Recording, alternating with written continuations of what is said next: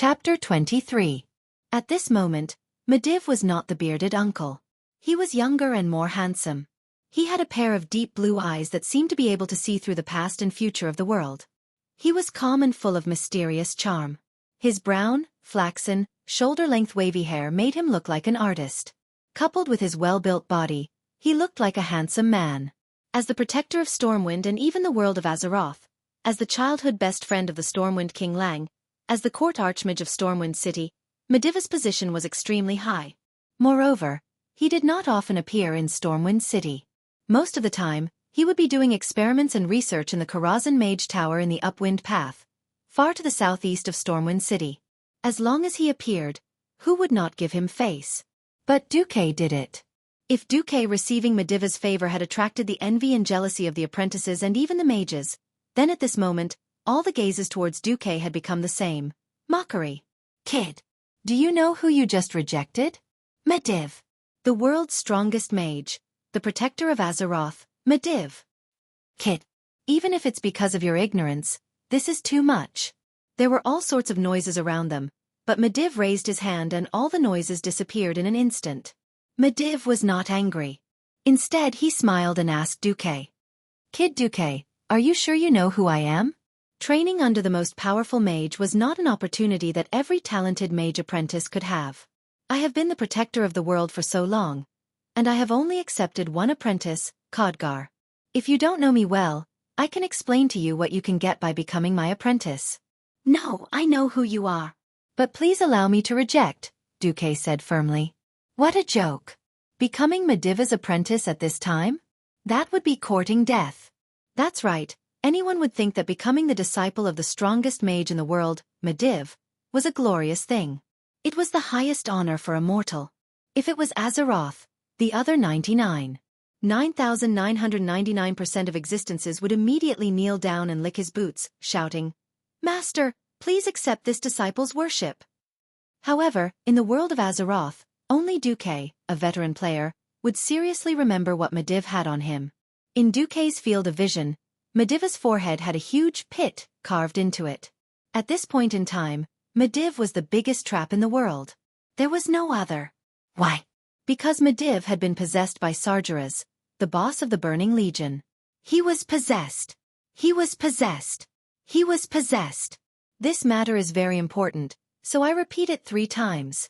Who was Sargeras? At the beginning of this world, a group of races with divine power, the Titans, formed the Pantheon and began their journey of creation. Sargeras was the Titan warrior who was responsible for defeating many evil creatures during the journey of creation. About 25,000 years ago, Sargeras betrayed the Pantheon Council and became the Demon King. He created the Burning Legion and began his burning crusade to destroy the experimental results of the other Titans.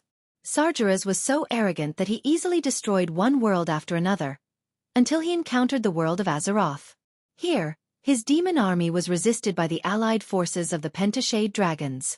The Burning Legion was defeated. After that, the forces of the demons made repeated attempts to conquer Azeroth, but they all failed. About 300 years ago, Medivh's mother, the previous world guardian, Aegwynn, went to a place called Northrend to stop a group of demons who were hunting dragons, and then encountered Sargeras.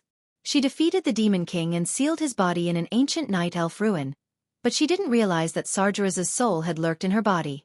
As she gave birth to Medivh, Sargeras's soul also sneaked into Medivh's body. After Medivh grew up, Sargeras almost completely controlled Medivh, so Medivh would appear to be neurotic from time to time. Only a few times did his own soul control his own body. It was no exaggeration to say that in the subsequent suffering in the world of Azeroth, the first and biggest boss was Medivh, who was standing in front of Xueqi. Xueqi never thought that his extremely outstanding performance would attract Medivh. If a few seconds ago, he was still delusional that the world had changed, would Medivh be the 20% different, or something had changed? The system elf said, detected an extremely evil and incomparably powerful demons while spying on you. Combat assessment, your chances of winning are infinitely close to 0. Please avoid it quickly. This made Xueqi hesitate no more, and he decisively rejected it.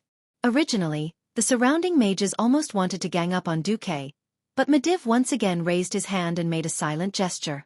Duke Marcus, right? Can I hear your reason? Xueqi's brain was spinning quickly. He knew that if he didn't give a suitable and reasonable reason, he was afraid that things would be very bad today. He already had a bad premonition that he would fall from the edge of the cliff into the bottomless abyss at any time. Respected Guardian Medivh, you are very great. Xueqi's opening speech slightly reduced the anger of the mages. But, ever since I found out about my talent, my dream has been greater than greatness. Xueqi raised his head proudly, as if he wanted to proclaim his youthful dreams. Ha!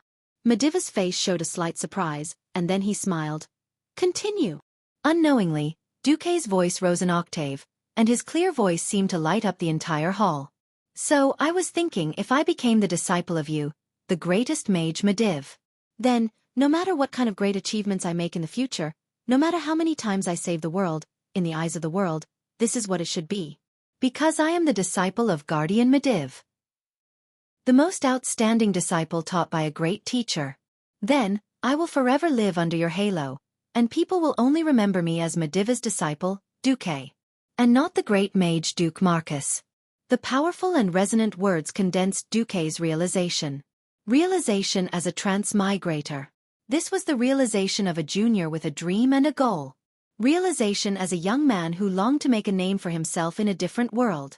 If it was before his transmigration, if Xueqi said these words in class or on any social media, even if he did not win the applause of the whole hall, he would at least win a knowing smile from the elders.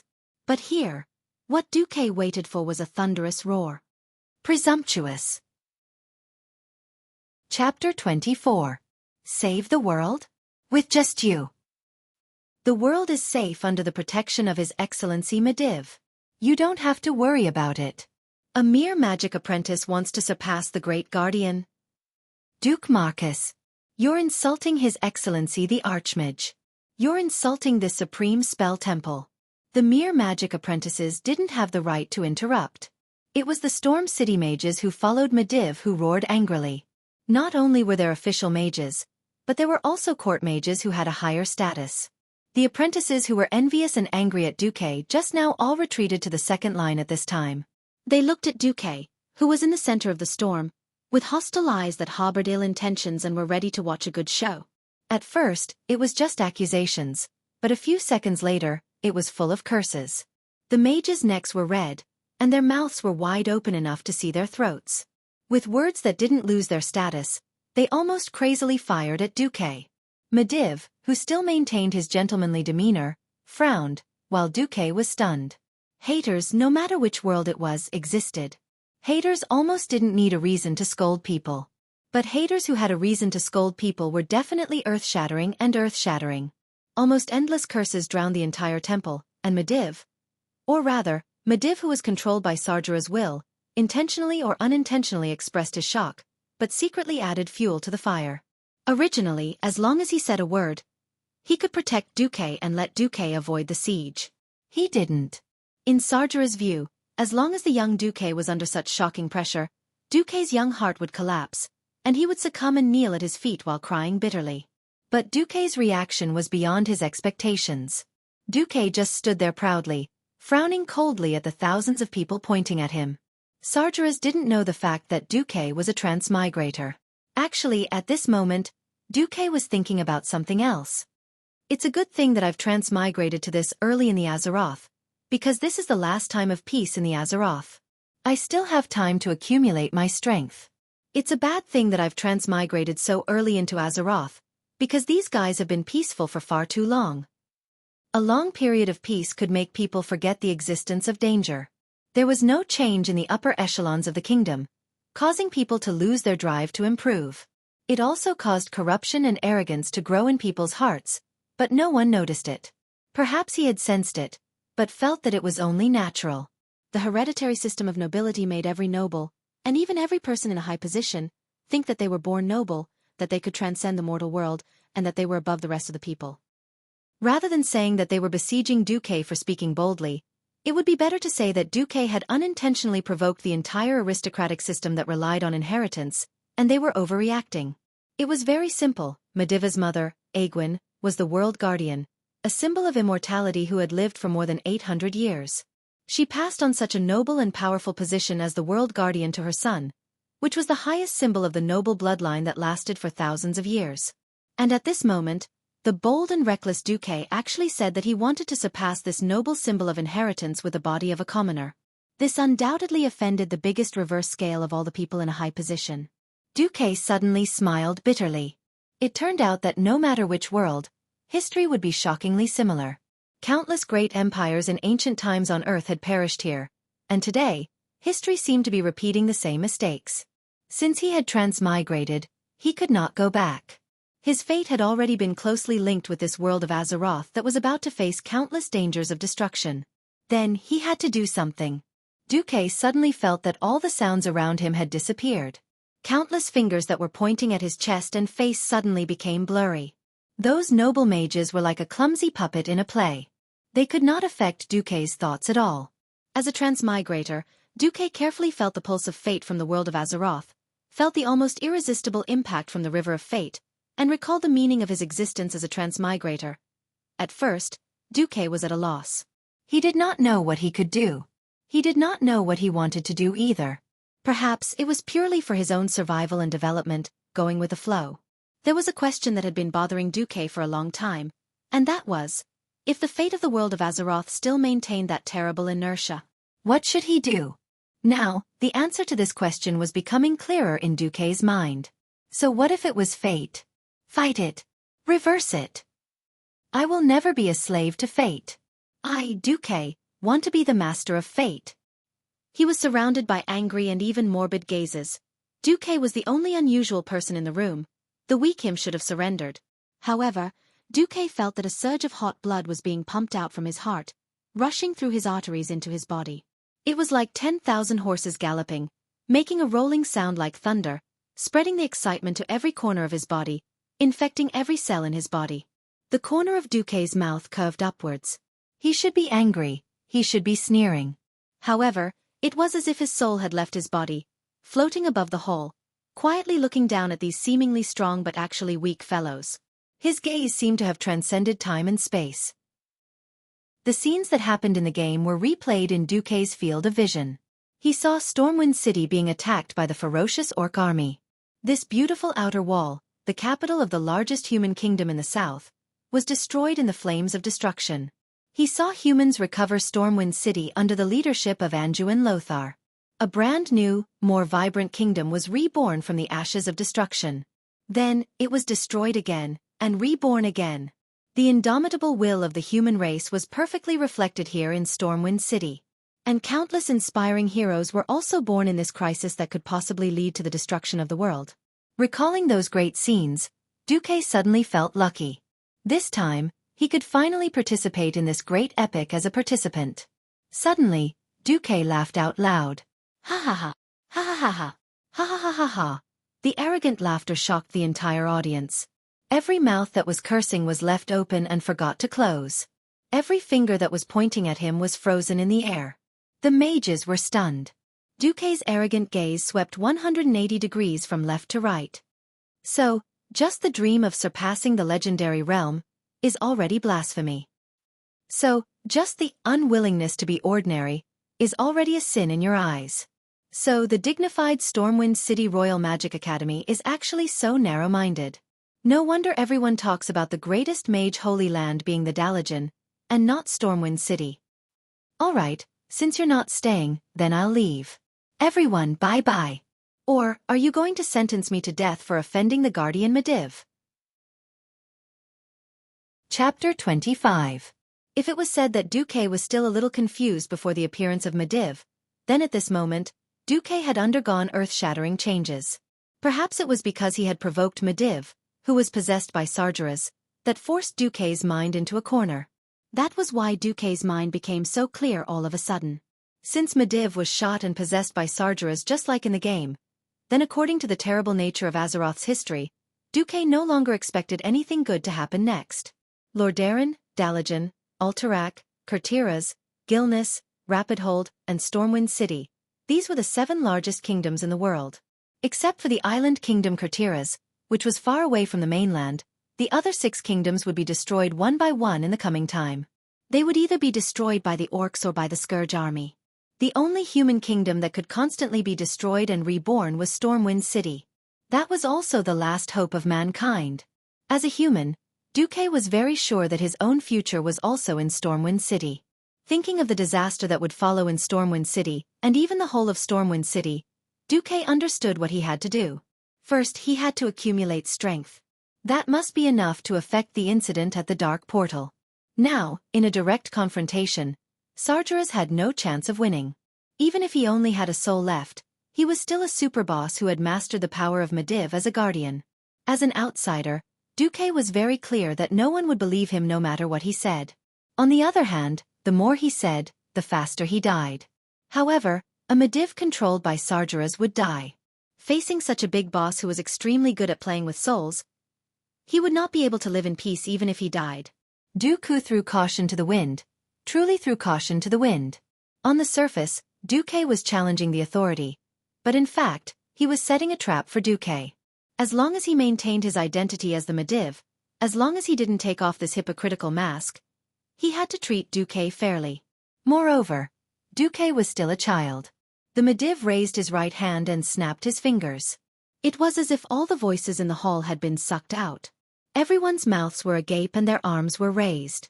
Their expressions were still agitated, but they could no longer make a sound. Everyone from the Wang family's Magic Association of Stormwind City, I just want to ask, where is your demeanor? Where is your magnanimity as a noble? Was it wrong for a half-grown child to talk about his great dream? Is there a need to make it sound so serious? Why was everyone so excited just now? It was all because that bastard Sargeras had secretly used a demonic trick similar to Berserk Aura. But now, Sargeras was acting like a just and strict wise man, advising all the mages who made extreme remarks with a straight face. Seeing this scene, Xueqi wanted to vomit. Xueqi was silent, and looked at the Medivh stubbornly. Sargeras smiled. He walked over and seemed to want to pat Xueqi's shoulder lightly.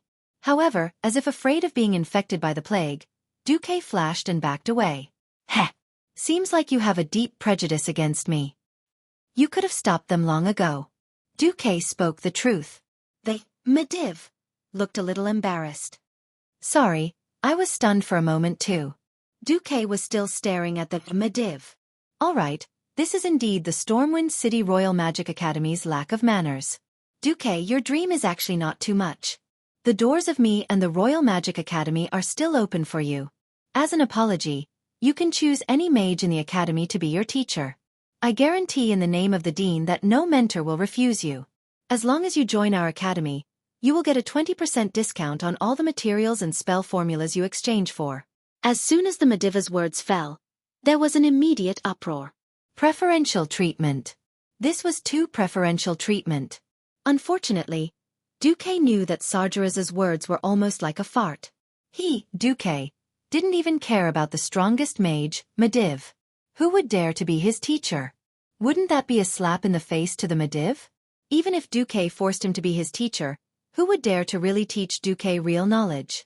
At this moment, even Old Man Norton, who was the closest to Xueqi, was afraid that Xueqi would look at him. He quietly took 2 steps back and lowered his head to hide behind the crowd. The only useful thing was that 20% discount. Of course, the premise was that Xueqi had to become a part of the academy. The corner of Xueqi's mouth curled into a smile.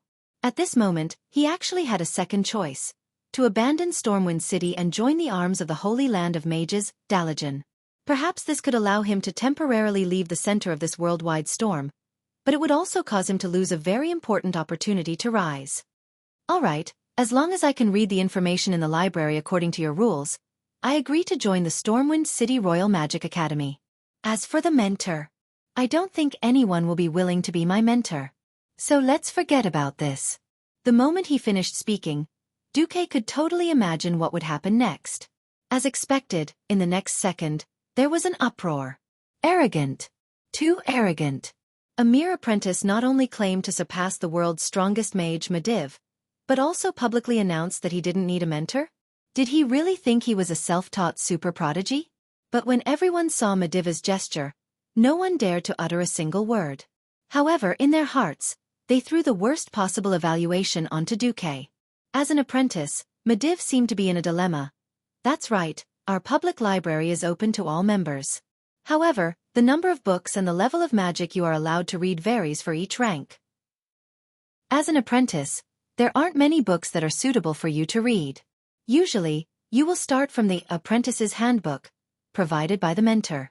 Xueqi took 2 steps forward and asked boldly, "Then may I ask, what are the requirements to become a formal mage?"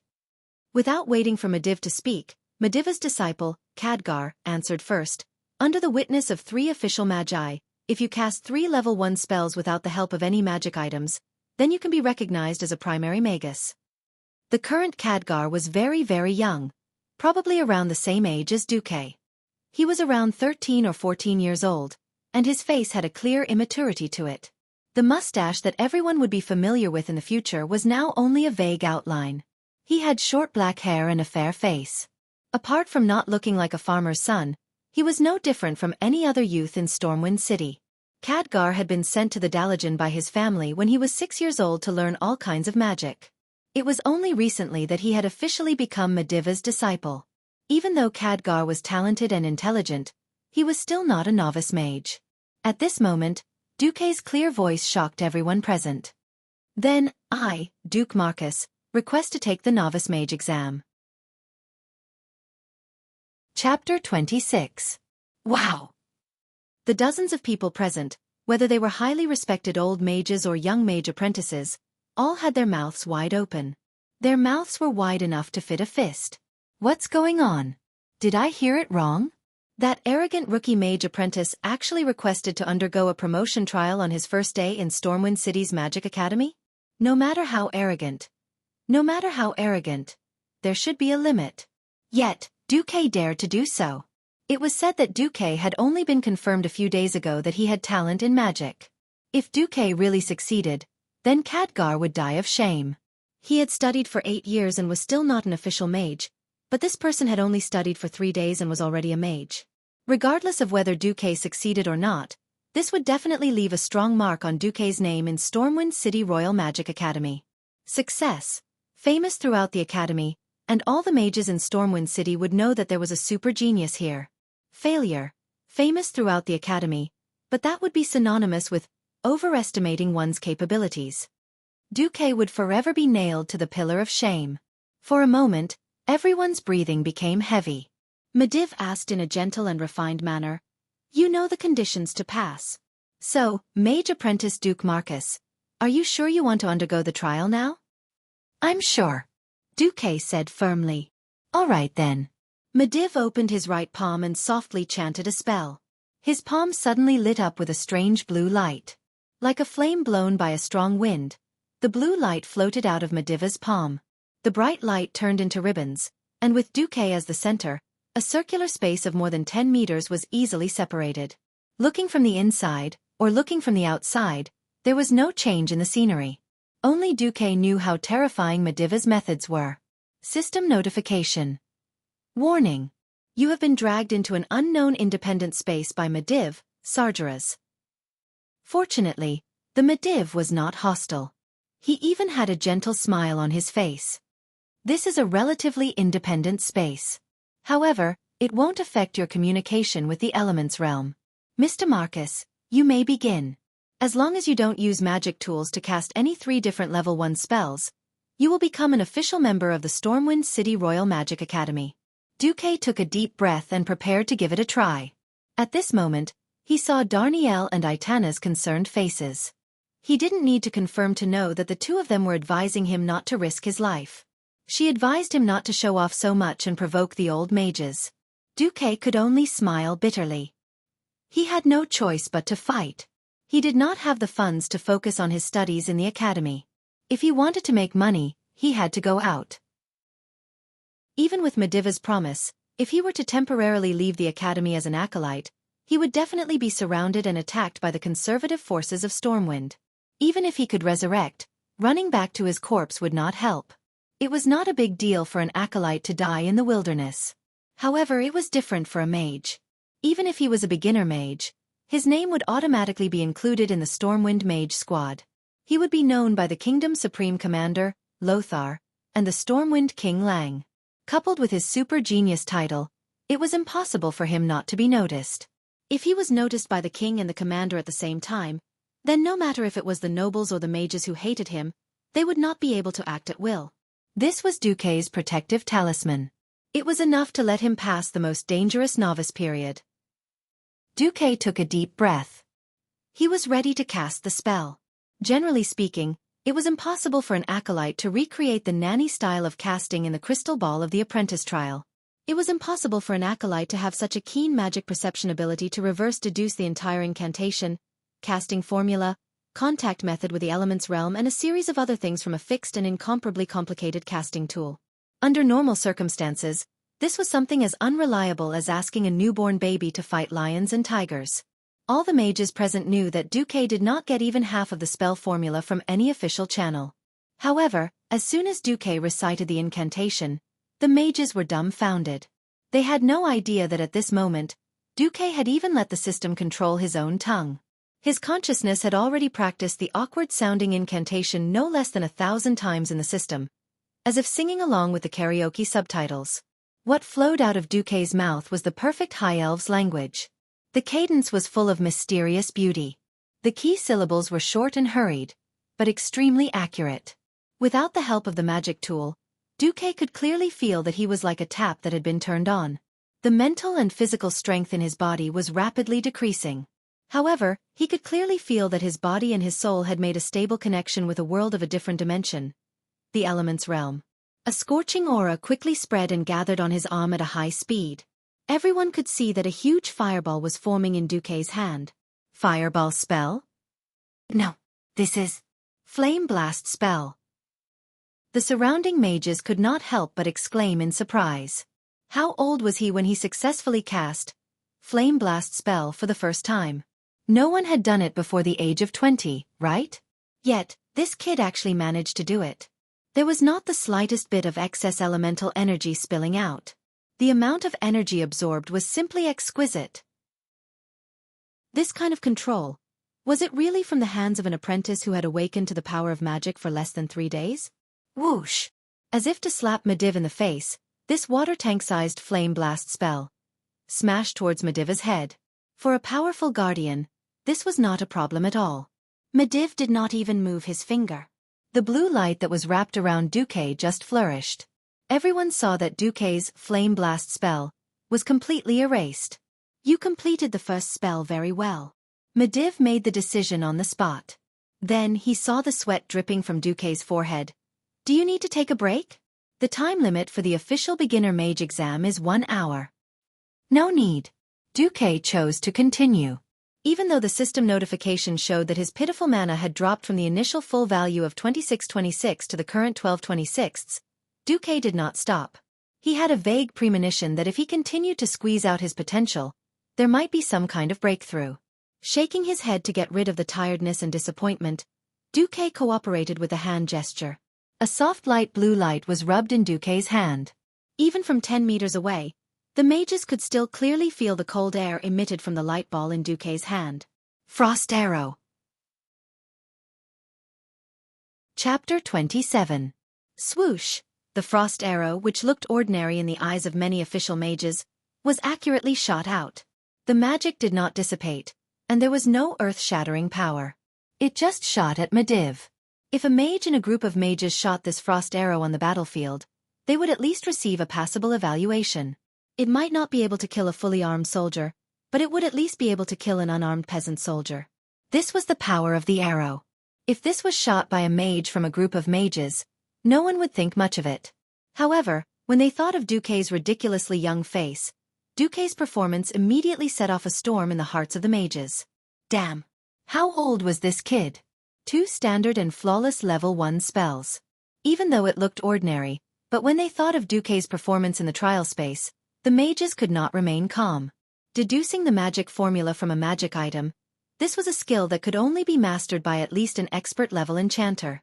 What a terrifying genius!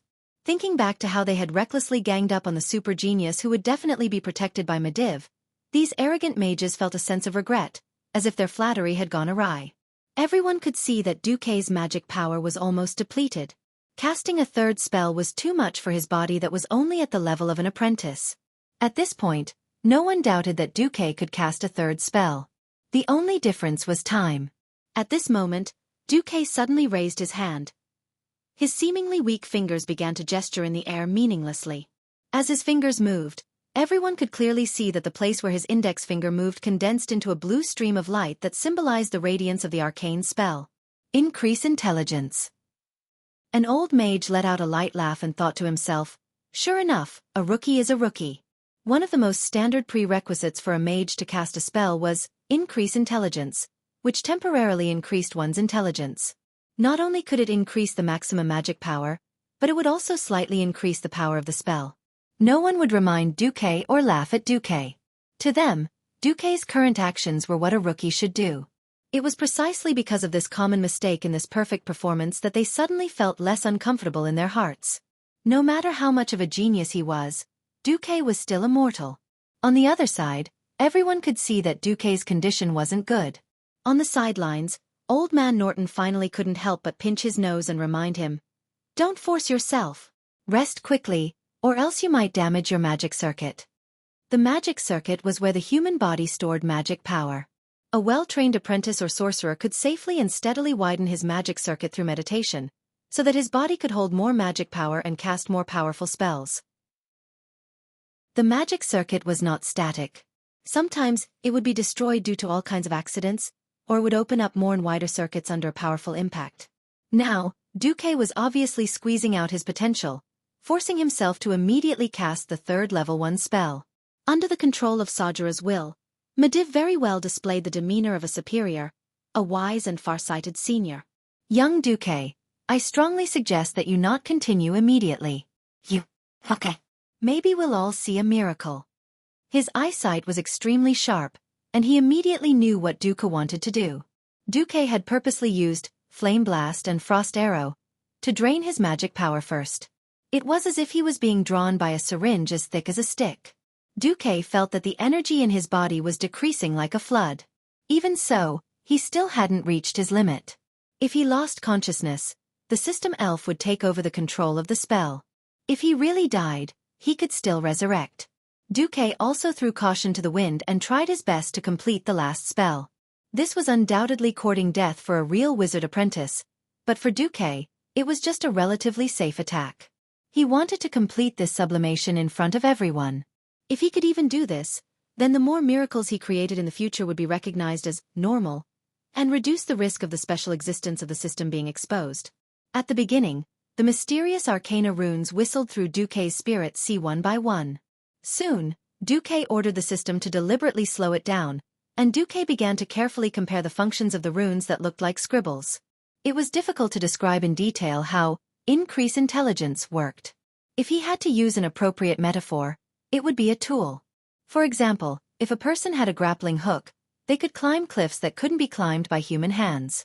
Increase intelligence could add an additional magic circuit to the body of a mage.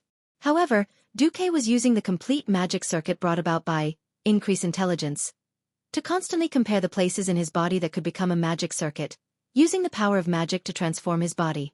Under normal circumstances, according to the common magic theory of Azeroth, this should be done by using a better law of meditation, long-term communication with the elemental world, and using arcana energy to immerse into the body bit by bit to transform the body. Only then could a new magic circuit be developed. Now, what Xueqi was doing was an extremely risky leap. His consciousness was getting more and more blurry, and Xueqi didn't know when he would lose consciousness.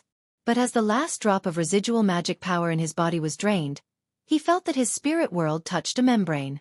On the other side of the membrane, there was a thin but steady stream of mental power.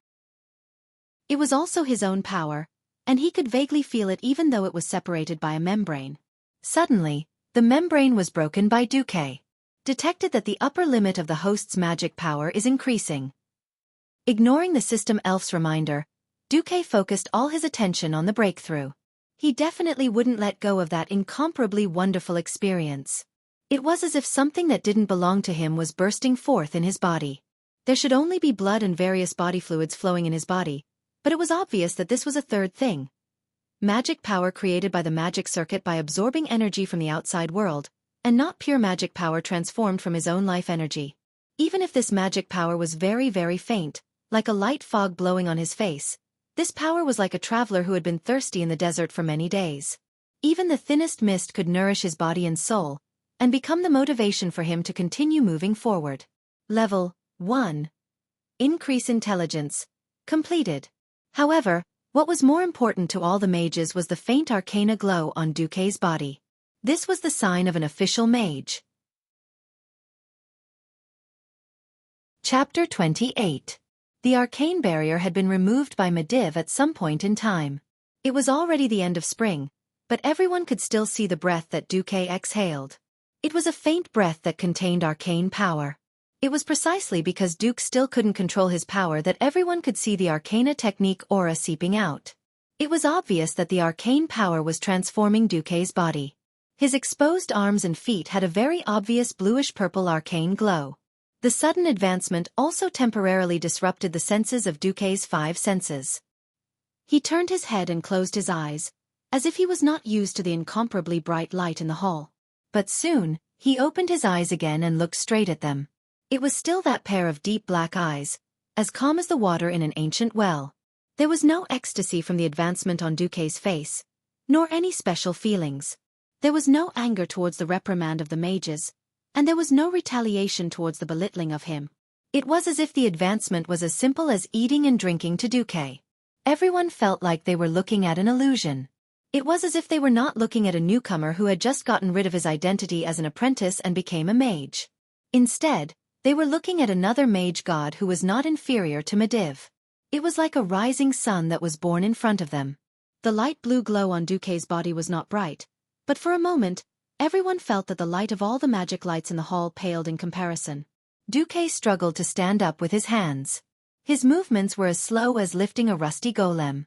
But a few seconds later, he was completely on his feet, standing proudly in the center of all the lights. Although he had long been the focus of the entire hall, at this moment, everyone's pupils shrank and focused. Suddenly, Xueqi stumbled and fell forward. Even though he immediately stopped, such a simple movement made everyone subconsciously take 2 steps back, as if Xueqi was some great demon king from a different world, or an ancient god who had regained his power. Xueqi laughed without any integrity. What? I accidentally advanced. Is there a problem? He accidentally leveled up? Compared to Xueqi, all the magic apprentices in the lobby were so ashamed that they wanted to die. They were not just any Tom, Dick, or Harry. They were elites from various human kingdoms. Many of them came from mage families or noble families. Most of them were either rich or noble. Originally, they had been thinking about how to compete with Xueqi, who had been in the limelight this year. Who would have thought that the competition would end before it had even begun? Xueqi directly left these elite geniuses far behind. The blow was too great. When comparing goods, one should throw them away. Comparisons were odious. At this moment, other than a few people who were quite confident in themselves, everyone lowered their heads in shame and indignation. Darnielle and Aitana, who had traveled with Xueqi not long ago, were so shocked that they almost forgot to breathe. Who would have thought that Xueqi, who had been on par with them not long ago, would suddenly become a Sir Mage? Even Khadgar, who was Medivh's direct disciple, had his eyes and mouth wide open. He seemed to understand why his master had so eagerly come forward and wanted to take Xueqi as his disciple. Khadgar felt as if his face was on fire. At this moment, Medivh lightly placed his hand on his disciple's shoulder, giving him a warm and encouraging smile. Then, Medivh stepped forward, and with a flick of his wrist, a golden lion emblem the size of a palm condensed from arcane energy appeared in Medivh's hand.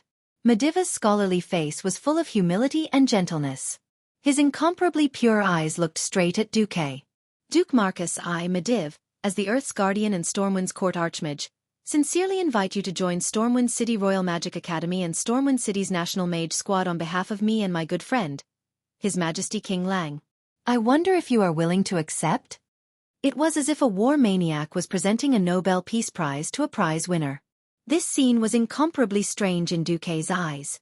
Even though he knew that the person standing in front of him was the incomparably cunning and sinister Burning Legion's leader, Sargeras. He controlled Medivh. Xueqi still danced with the wolf as if he was playing with fire. Of course, this was also the most thrilling part. Because Xueqi was very clear that Sargeras's attention was not on him at all. At best, he was just a little guy with a bright future. The cautious Sargeras would at most deal with him along the way, and would not pay special attention to him. After all, at this moment, The Council of Tirisfal, whose purpose was to protect the world, was still alive. Mediva's mother, Egwene, was also alive and kicking. Before eliminating these powerful existences that would affect his plan to invade Azeroth, Sargeras would never make a mistake and reveal his foxtail in advance. Moreover, Xueqi, who was familiar with the game process, was very clear that Sargeras also had a lot of weaknesses. However, at this moment, after the system elf carefully scanned and confirmed that there was no problem with the arcane emblem, Xueqi replied in a slightly excited tone, like a rookie, "I am willing." And so, at this moment, the second youngest official wizard in Stormwind City Royal Magic Academy was born. The first was that freak Mediv, who became an official wizard at the age of 10. Mediv gently pushed the arcane emblem, and it immediately branded on the outside of Xueqi's left arm. After a slight burning sensation, an arcane emblem with a gold-rimmed lion head appeared on Xueqi's arm. "Welcome, Your Excellency Earth Wizard Marcus," said Mediv. "Earth Wizard." At this time, Khadgar took the initiative to explain, "Novice Wizard is just a general term for the convenience of ordinary people. In fact, there are still many subdivisions among the wizards. For example, the lowest rank of official wizards is Earth Wizards. Each rank is also divided from 1 to 9. Above that are Sky Wizards, Morning Star Wizards, Radiant Moon Wizards, Breaking Dawn Wizards, and Teachers." Mediv smiled and added, "If you are lucky enough to reach my level, you will know." Xueqi blinked, indicating that he understood. This was very different from the game. In the game, there was a simple division of levels from 1 to 100, and there was no such thing as titles. After transmigrating and arriving in the complete world of Azeroth, it was naturally impossible to have such a division. There was still some time before the incident at the Dark Portal, so he had to at least work hard to become a Breaking Dawn wizard. Chapter 29. The scene was very strange. Surrounded by a group of brightly dressed people, a youngster dressed in coarse sackcloth received the arcane badge representing honor and status from the hands of the kingdom's strongest wizard Mediv.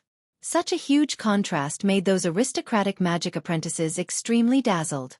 What the eye doesn't see, the heart doesn't grieve over, but etiquette didn't allow them to lower their heads. Otherwise, not only would it be contempt for Xueqi, it would also be disrespectful to the Mediv who issued the badge. At this time, applause rang in the surroundings. Whether it was heartfelt blessings or envy, jealousy, and hatred for Xueqi to go to hell, at least the applause was very warm.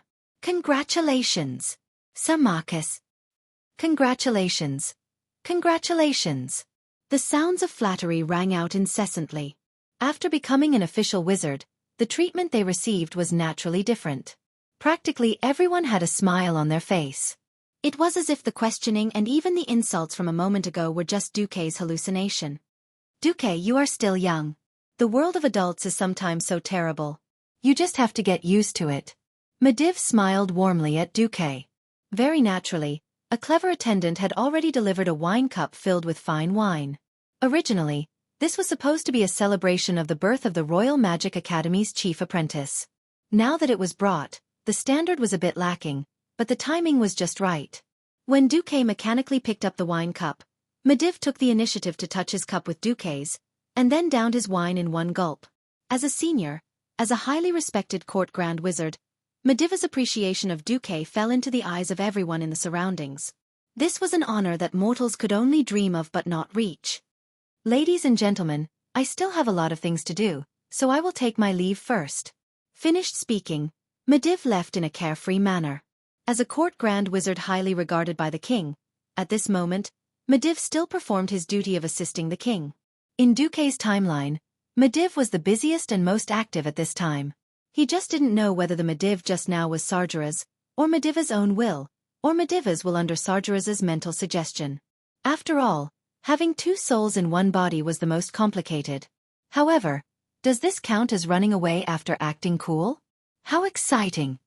Or could it be that this is more exciting because the boss is forced to run away after acting cool in front of me? Thinking of this, the blood in Xueqi's body began to boil. He did not expect that he would one day use a super-villain boss as his shield. Xueqi suddenly realized that he seemed to have awakened some kind of evil attribute that pursued excitement. What happened next had nothing to do with Xueqi. A guy who looked like a host came up and announced, "All right, now it's time for the apprentice and the mentor to choose." According to the Academy's regulations, the mentors who must recruit magic apprentices this year are. The host rambled on and on about a lot of things that had nothing to do with Xueqi.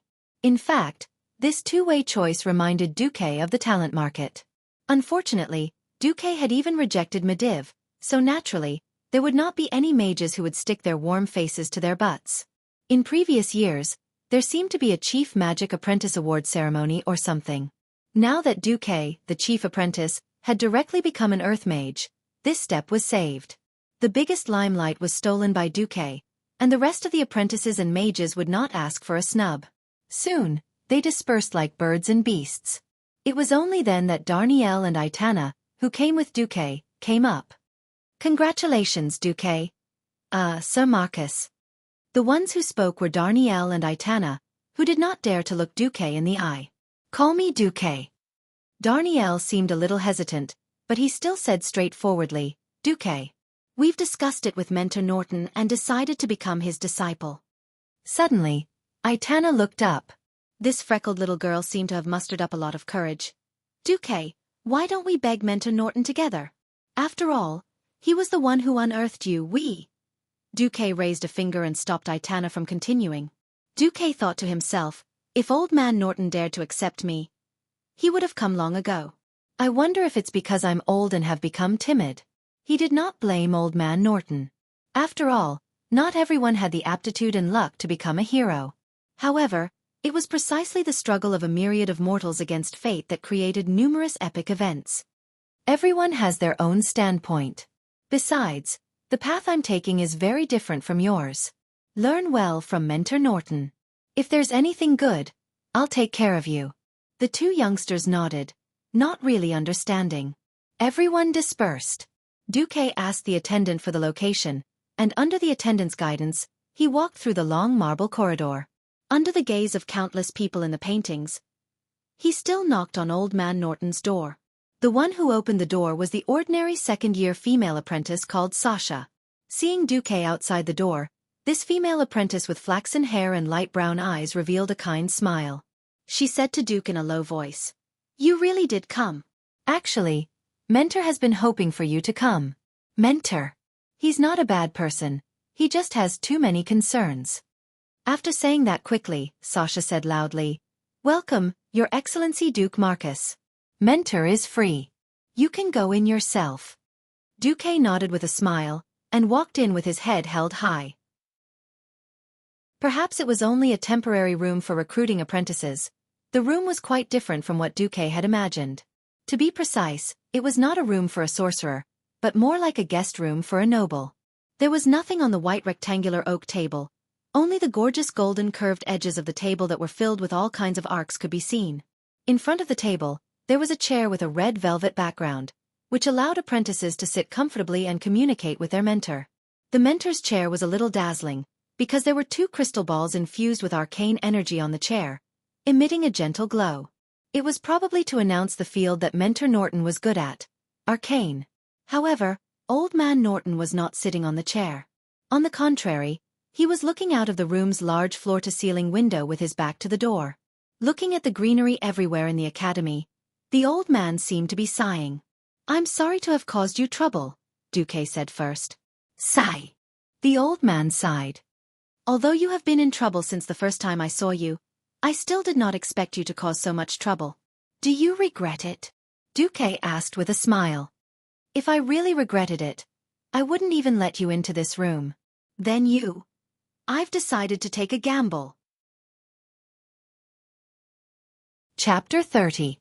No one knew what Xueqi had gotten from Old Mage Norton, but soon, half of the mages in the academy knew that Old Man Norton had gotten a High Elven Mage Apprentice Handbook from the royal family of Kuel Salas, and that it had been used by Kale, that Sunstrider. This gave everyone more ideas about Xueqi's background. Xueqi did not care so much. He stayed in the guest house of the Magic Academy for the night. Miraculously, on that night, he received a letter from Aurelia. This was a very Windrunner letter, because the letter was sent by a skylark. There was a note tied to its long leg, and on it was written in the common human language. "Congratulations! Your Excellency Mage Duke Marcus." Xueqi scratched his head. He could not understand why this skylark could do the work of a carrier pigeon, and would come to his window in the middle of the night to wake him up. Could this skylark have become a spirit?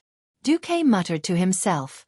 He did not know when or where Aurelia had received his message, but this strange high elven ranger knew about it and even sent a kind blessing. Looking at the line of delicate words, Xueqi felt an inexplicable warmth in his heart. It seems that I have really clung to the golden thigh of Aurelia. That being said, Xueqi was also happy to have a good relationship with Aurelia, so he quickly replied with the help of the system. Thank you for your congratulations. I think we will still have a chance to meet in a few years. After writing, he read the note 3 times to make sure that there was no mistake. Xueqi stuffed the note into the small tube on the skylark's leg. Go back to your master. After doing this, Xueqi fell asleep soundly. He had no idea that a few hours later, Aurelia had received his reply, and there had been a small accident.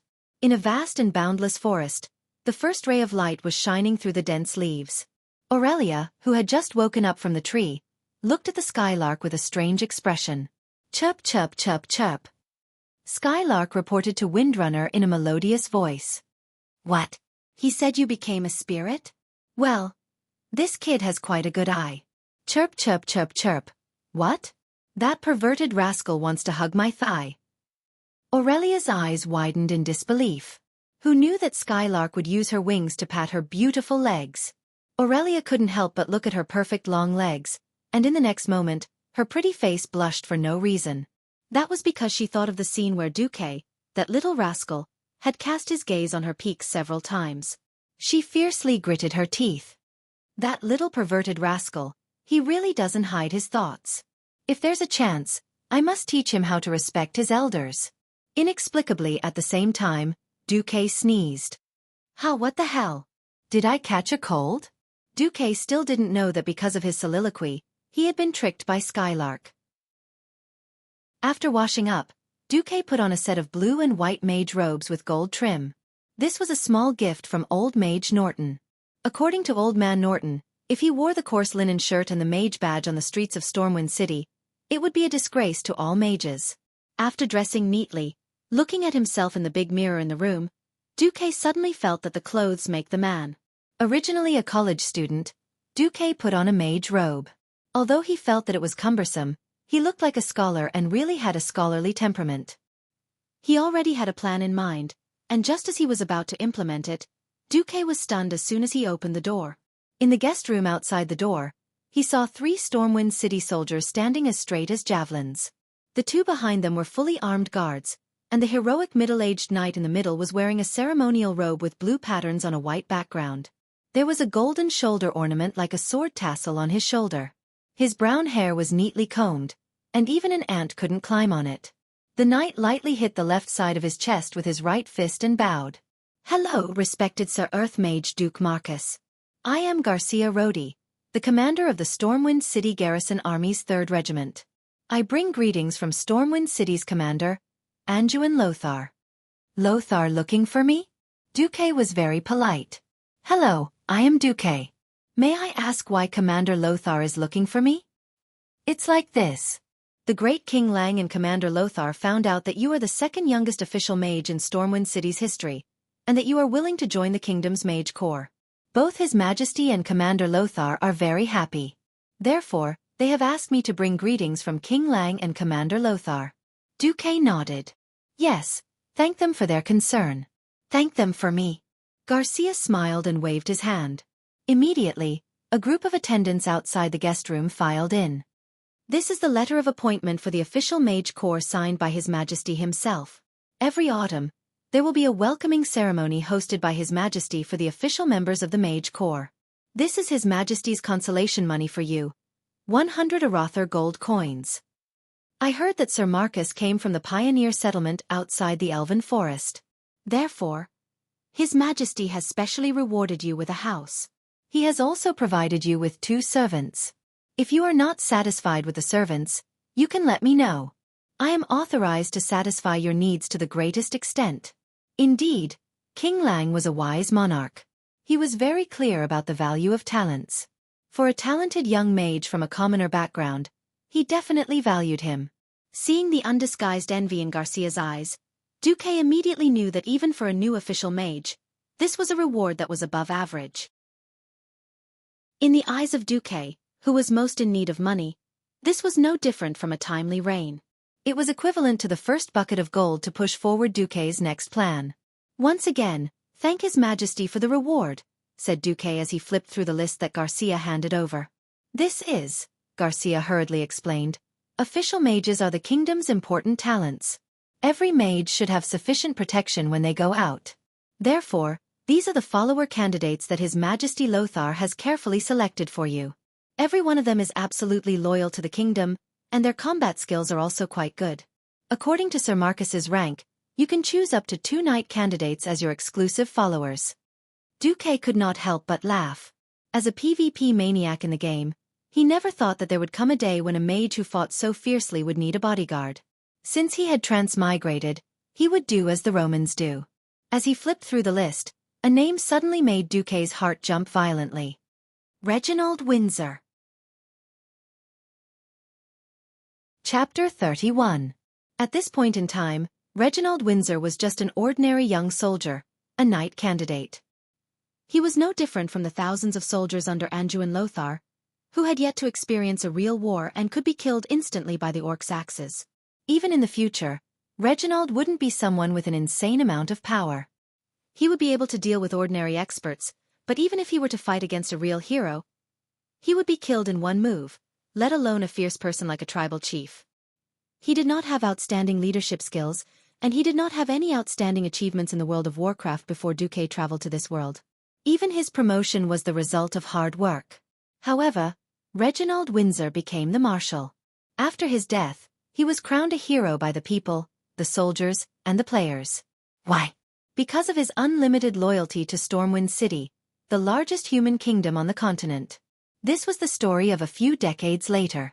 One day, the king of Stormwind Kingdom mysteriously disappeared. Windsor found that the nobles in Stormwind City had undergone a strange change. They began to indulge in pleasure and no longer cared about the other Stormwind Kingdom territories other than Stormwind City. As a result, people were forced to fend for themselves. In the Westfall, Jirian Stroman formed the Westfall People's Army, while in the Twilight Forest, Duke Ebenlock formed his Night's Watch to protect the people of the Night Town alone. Windsor couldn't sit still when the Blackrock Beast men were closing in on the burning steps to the north of Lakeside Town, and there were even rumors of a black dragon appearing. He thought of his mission and took the initiative to request to go to the burning steps to lead the alliance against the Blackrock Beast men and the Black Dragon. However, Countess Katrana Presto, who had a great influence in the council, firmly opposed his proposal. The Countess's influence even swayed the decision of the regent, Bolvar for Dragon. After completely falling out with the Duchess, he went alone to the Alliance camp in the Burning Steppes. In fact, he was exiled by Stormwind City to preside over the battle against the Blackrock Orcs. However, Stormwind City never sent any reinforcements to the Burning Steppes, and Marshal Windsor was captured by the Dark Iron Dwarves in an ambush. The Marshal could only deduce the cause and effect of everything alone in the prison. After connecting all the causes and effects, he found the biggest suspicious point was the Countess Katrana Presto, who mysteriously appeared in Stormwind City on the eve of the king's disappearance. However, he had no proof. When we found Marshal Windsor in the Iron Jail, he refused to come out, and cursed the Duke of Bolvar for Dragon for being a perfect fool. In fact, now that everything had been sorted out, it was actually safer to stay in the Dark Iron Dwarves prison. He wasn't afraid of death, but he was afraid that he wouldn't be able to uncover the Black Dragon's conspiracy before he died. When Duque and the players found a mysterious note in the Blackrock Abyss and handed it to Marshal Windsor, he became excited. He saw hope. He had found proof. This was the hope to break the mystery. He had the players get the 2 stone slabs and rushed out of the prison. He wanted to go to Stormwind City, for the sake of Stormwind, for the sake of the Alliance, and expose the true face of Countess Katrana Presto. He entered Stormwind City, and under the witness of the 5 heroes of the Second War, he gained the trust of his former friend. Along the way, all the soldiers knelt on one knee and saluted him. He entered Stormwind's stronghold and used the stone slabs he obtained from the Dark Iron Dwarves to force out the true face of Countess Katrana Presto, the princess of the Black Dragon, Onyxia. The enraged Black Dragon gave Marshal Windsor a fatal blow before flying away. Bolvar for Dragon, who had regained consciousness, single-handedly destroyed the black dragon guards who had taken human form around him. But none of this could save Marshal Windsor's life. A hero had finally reached the end of his life. He faced his fate with a smile and was fearless. Recalling the tear-jerking history in the game, Xueqi couldn't help but feel lost and thoughtful. Turning his head to look out the window, the first rays of dawn seemed to have just brushed past the tips of Xueqi's hair. It had only been a few days since he transmigrated, but Xueqi felt that this period of time had been spent in urgency and unease. Xueqi suddenly smiled. He used to think that if he could hear the names of Stormwind City, Karazhan, and the Dark Portal from the Warcraft movies, and hear these memorable lines, he would be very happy and satisfied. Because in those countless days and nights, he had measured every inch of the land with the feet of a silly wizard named Little Demon Feifei. Even if time flew, and this once world's #1 game could no longer keep up with the times, and was mocked by younger players for being outdated, he still loved her. Every night, he would dream of her. When he couldn't sleep, he didn't look at the moon outside the window. Instead, he logged into the game, sat on his favorite pure white griffin, flew into the sky, and looked down at this beautiful continent. He used to think that the box office of the Warcraft movies was not good, and that there would be no more sequels. Not only did he buy 10 or 20 movie tickets, but he also organized a group with his childhood friends to watch the movie. Because she was with me for such a long and beautiful time, he used to think that this was the best way to protect her. But now I have found a better way to protect her, Xueqi muttered to himself. He raised his head and looked at the rising sun. Xueqi knew very well that he couldn't fight against Sargeras, who had obtained Mediva's body and a huge amount of guardian magic. Even if all the forces on the continent joined forces, they might not be able to do it. The opening of the dark portal was irreversible. The sun shone on Xueqi's face. It was warm, and Xueqi felt the pulse of fate again. The sun would rise day after day, and the only thing he could control was the progress of fate after the opening of the dark portal. At this point, Xueqi took a deep breath and waved the name list in his hand. He pointed at Reginald Windsor's name. "Hello, Captain Kasia. I want him." Him. Kasia's expression was a little strange. Of course, the strange reason came from Xueqi. He noticed that Xueqi's reaction became very intense when he saw Windsor's name. "Is there a problem?" Xueqi asked. Since his name is on the list, it means that Sir Lothar thinks that he is a reliable and capable young man." "I don't have a problem. I'm just curious why you chose him." Xueqi smiled and said, "Because I feel the fetters of fate." Chapter 32. Fate's fetters, in other words, were metaphysics and luck. This wasn't really a reason, so it could only be attributed to unreliable intuition. In the end, Captain Garcia didn't probe further. Since Duke was so obedient and he was doing things within the scope that Lothar had given him, there was nothing much to say. After some small talk, he gave Duke a guarantee. "Mr. Reginald Windsor will appear before you in an hour, Your Excellency." A true soldier would definitely be very disciplined. None of the soldiers trained in Stormwind City were useless. When Xueqi saw Windsor in the guest room, Xueqi couldn't help but laugh. He said he obeyed, but his face was full of dissatisfaction. The only thing missing was the words, "I hate you," engraved on his forehead. In the game, Xueqi could only see a gamified uncle. But when he saw Windsor in person, Xueqi felt that the marshal was once young. He was quite cute. Even though the marshal still had the blonde crew cut, he was still very old. How much beard could a 14-year-old boy have? A full beard was out of the question. The beard under his eagle nose was a faint golden mark. Plus his square mouth, distinctive golden eyebrows, and purposely stiffened facial muscles, he looked like a poker face. The only thing that satisfied Xueqi was Windsor's muscles. His bulging biceps and thick thighs were full of explosive power.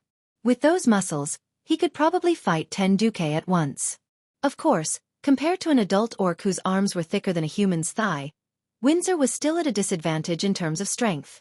Xueqi smiled and said, "Why? Windsor, are you not satisfied with becoming my follower?"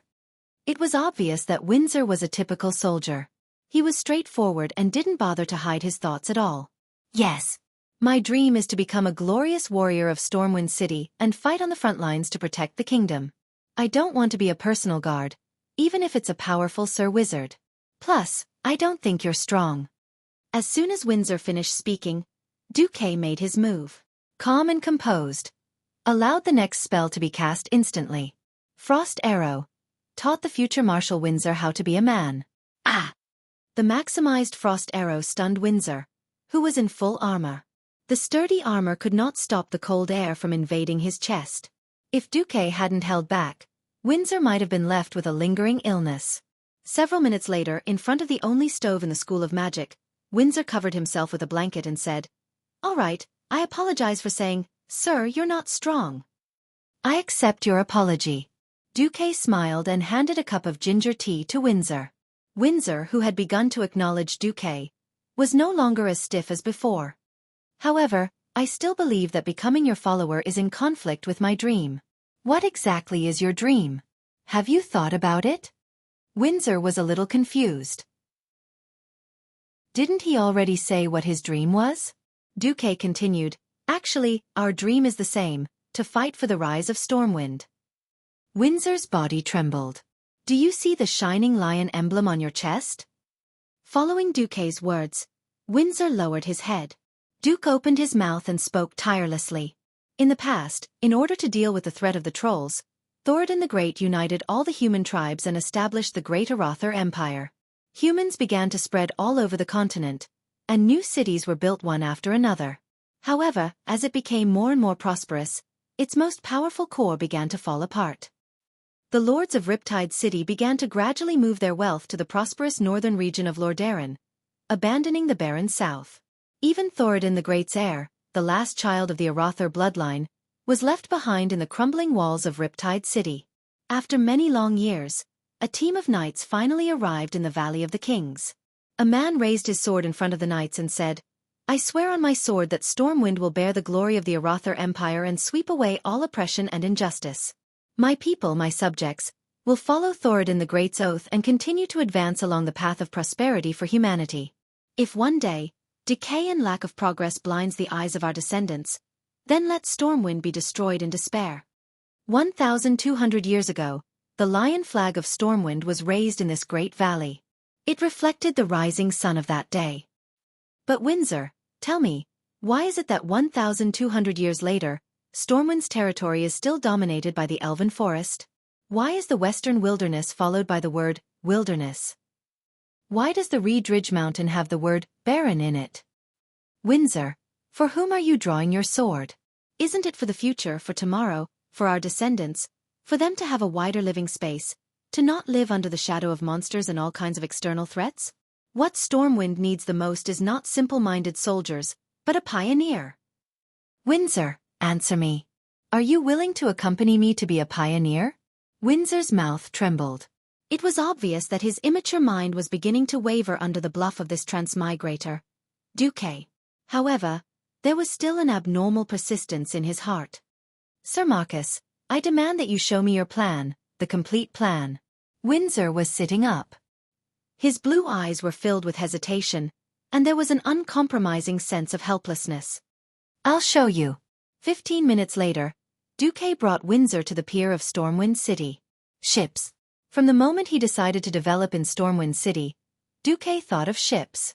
He could not forget that in the Warcraft movies, the Stormwind City guards in bright armor were drowned by the green sea of orcs. In complex terrain, the orcs, who had the absolute advantage in both strength and agility, were invincible. The ravines and dangerous areas that humans thought were impassable were nothing to the orcs, who were used to harsh environments. According to history, Xueqi was not optimistic about Stormwind City at all. If he had transmigrated into King Lang's body, he might have been saved. Unfortunately, he was not. He only had the identity of a commoner. Even with the help of the system elf, what Xueqi could do was still limited. That was why Xueqi thought of ships. Ships were needed for both retreat and future counterattacks. Chapter 33. The dock in front of him was narrow and messy. Everywhere was filled with noise and the strong smell of fish. Windsor could not help but frown. If not for the occasional fish in their meals, Windsor would not have known that Stormwind City had a dock dedicated to fishermen. The not-so-wide wooden pier extended from the sandy shore to within 40 paces of the water's edge.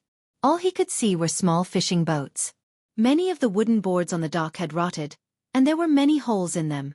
Stepping on them not only made dangerous squeaking sounds, but one could also twist their foot if they were not careful. There was only a slightly larger stone dock in the distance. That was one of the few naval ports in Stormwind City that belonged to the Royal Navy. The size of the Royal Navy was slightly better than the Mongolian Navy. In any case, they were the kind of people who would be laughed at if they dared to say, "My journey is the Sea of Stars." 3 medium-sized armed sail-class battleships. This was the entire Stormwind Kingdom's navy right now. Although they were well-maintained, Xueqi could even see that the paint on the ships was freshly swept. There were even new recruits painting the plywood under the supervision of officers. But the impression it gave Xueqi was still weak. Too weak. In Duke's mind, he could not help but imagine such a scene. The endless number of orcs were like a huge green wave, roaring through every street in Stormwind City. The storm chariots in the middle of the road fought back bravely, but in front of the absolute power of the orc infantry, every line of defense was like paper. If they could not retreat in time, they would immediately be engulfed by the tide of orcs and crushed into dust. The tall and incomparably strong orcs created one terrifying earthquake after another. The Trade District, the Mage District, Stormwind Stronghold. All the buildings were easily destroyed and collapsed like dominoes. All the humans were either captured by the orcs or sacrificed to Stormwind City. All the land routes had been blocked by the orc army, and the only escape route in Stormwind was the sea. Kul Tiras, one of the 7 kingdoms of the humans, had sent a huge fleet to help Stormwind evacuate its citizens and troops, but due to the small size of the dock, they were unable to increase the speed of their retreat. This was the first major disaster in the history of the world of Azeroth in 1,000 years. All because of a bad dock. Therefore, after Storm City was rebuilt for the second time, Storm City gained a huge dual-use port, Stormport. However, right now, this was just a fisherman's wharf that wasn't even marked on the city's map. Xueqi was disappointed. Not to mention the fact that he couldn't get a boat in such a short time. Even if he did, he wouldn't be able to use it because the dock was too small. Also, it was a problem for him to have too many ships. You're just a little magician. What are you trying to do with a fleet that's even more ridiculous than the royal fleet? There must be a suitable reason. In his mind, Xueqi quickly adjusted his plan. Go. We'll go to the shipyard first. With a doubtful Windsor in tow, Xueqi arrived at the small shipyard beside Stormwind's dock. The shipyard wasn't big. A bare-chested old man with a hunched back that showed no signs of aging saw Xueqi walk over. He was stunned for a few seconds before he reacted and bowed. After all, a young magician with a magician's robe and an official magician's insignia, and a young knight in military uniform, such a combination was definitely rare in this place. Good morning, respected Sir Magician. May I ask how Jackson can help you? How big of a ship can you build here? I mean the biggest. Xueqi directly pointed at the royal fleet docked in the military port. Can you build that big? Old Jackson was stunned for a moment, and immediately smiled bitterly. How is that possible? Even the Stormwind warships are custom-built from Kul Tiras. We can only build fishing boats or cargo ships that are a few dozen tons. That's good. I want 10. Xueqi decided on the spot. As soon as these words came out, everyone was stunned. Not just old Jackson, even Windsor who followed him was dumbfounded. Wait. Windsor dragged Duckla out of the shipyard and to a place where no one was around. Sir Marcus, the money is yours. I have no intention of asking you how you use it. But if you are going to invest in shipbuilding, then even if I am just a knight candidate who wholeheartedly practices martial arts, I must warn you that you are going to lose. Oh. A thought-provoking expression appeared on Xueqi's face. Why do you say that? For the sake of the wise His Majesty Lang, please dispel this terrible idea. I know that your profession as a wizard requires a lot of money, and I also know that most of the existing money-making industries in Stormwind City are occupied by aristocrats, but you can't waste money on ships. Windsor waved his arms exaggeratedly, using his body language to express the seriousness of the matter. Go on. Only the poor are willing to eat fishy and smelly fish. Aristocrats don't eat it at all. Similarly, there is no point in building a small cargo ship of several dozen tons. There is not even a decent town in the coastal waters where such a small ship can go. Who are you going to sell the goods to? As long as you leave the coastal waters, there will be damn Nagas and fishmen everywhere.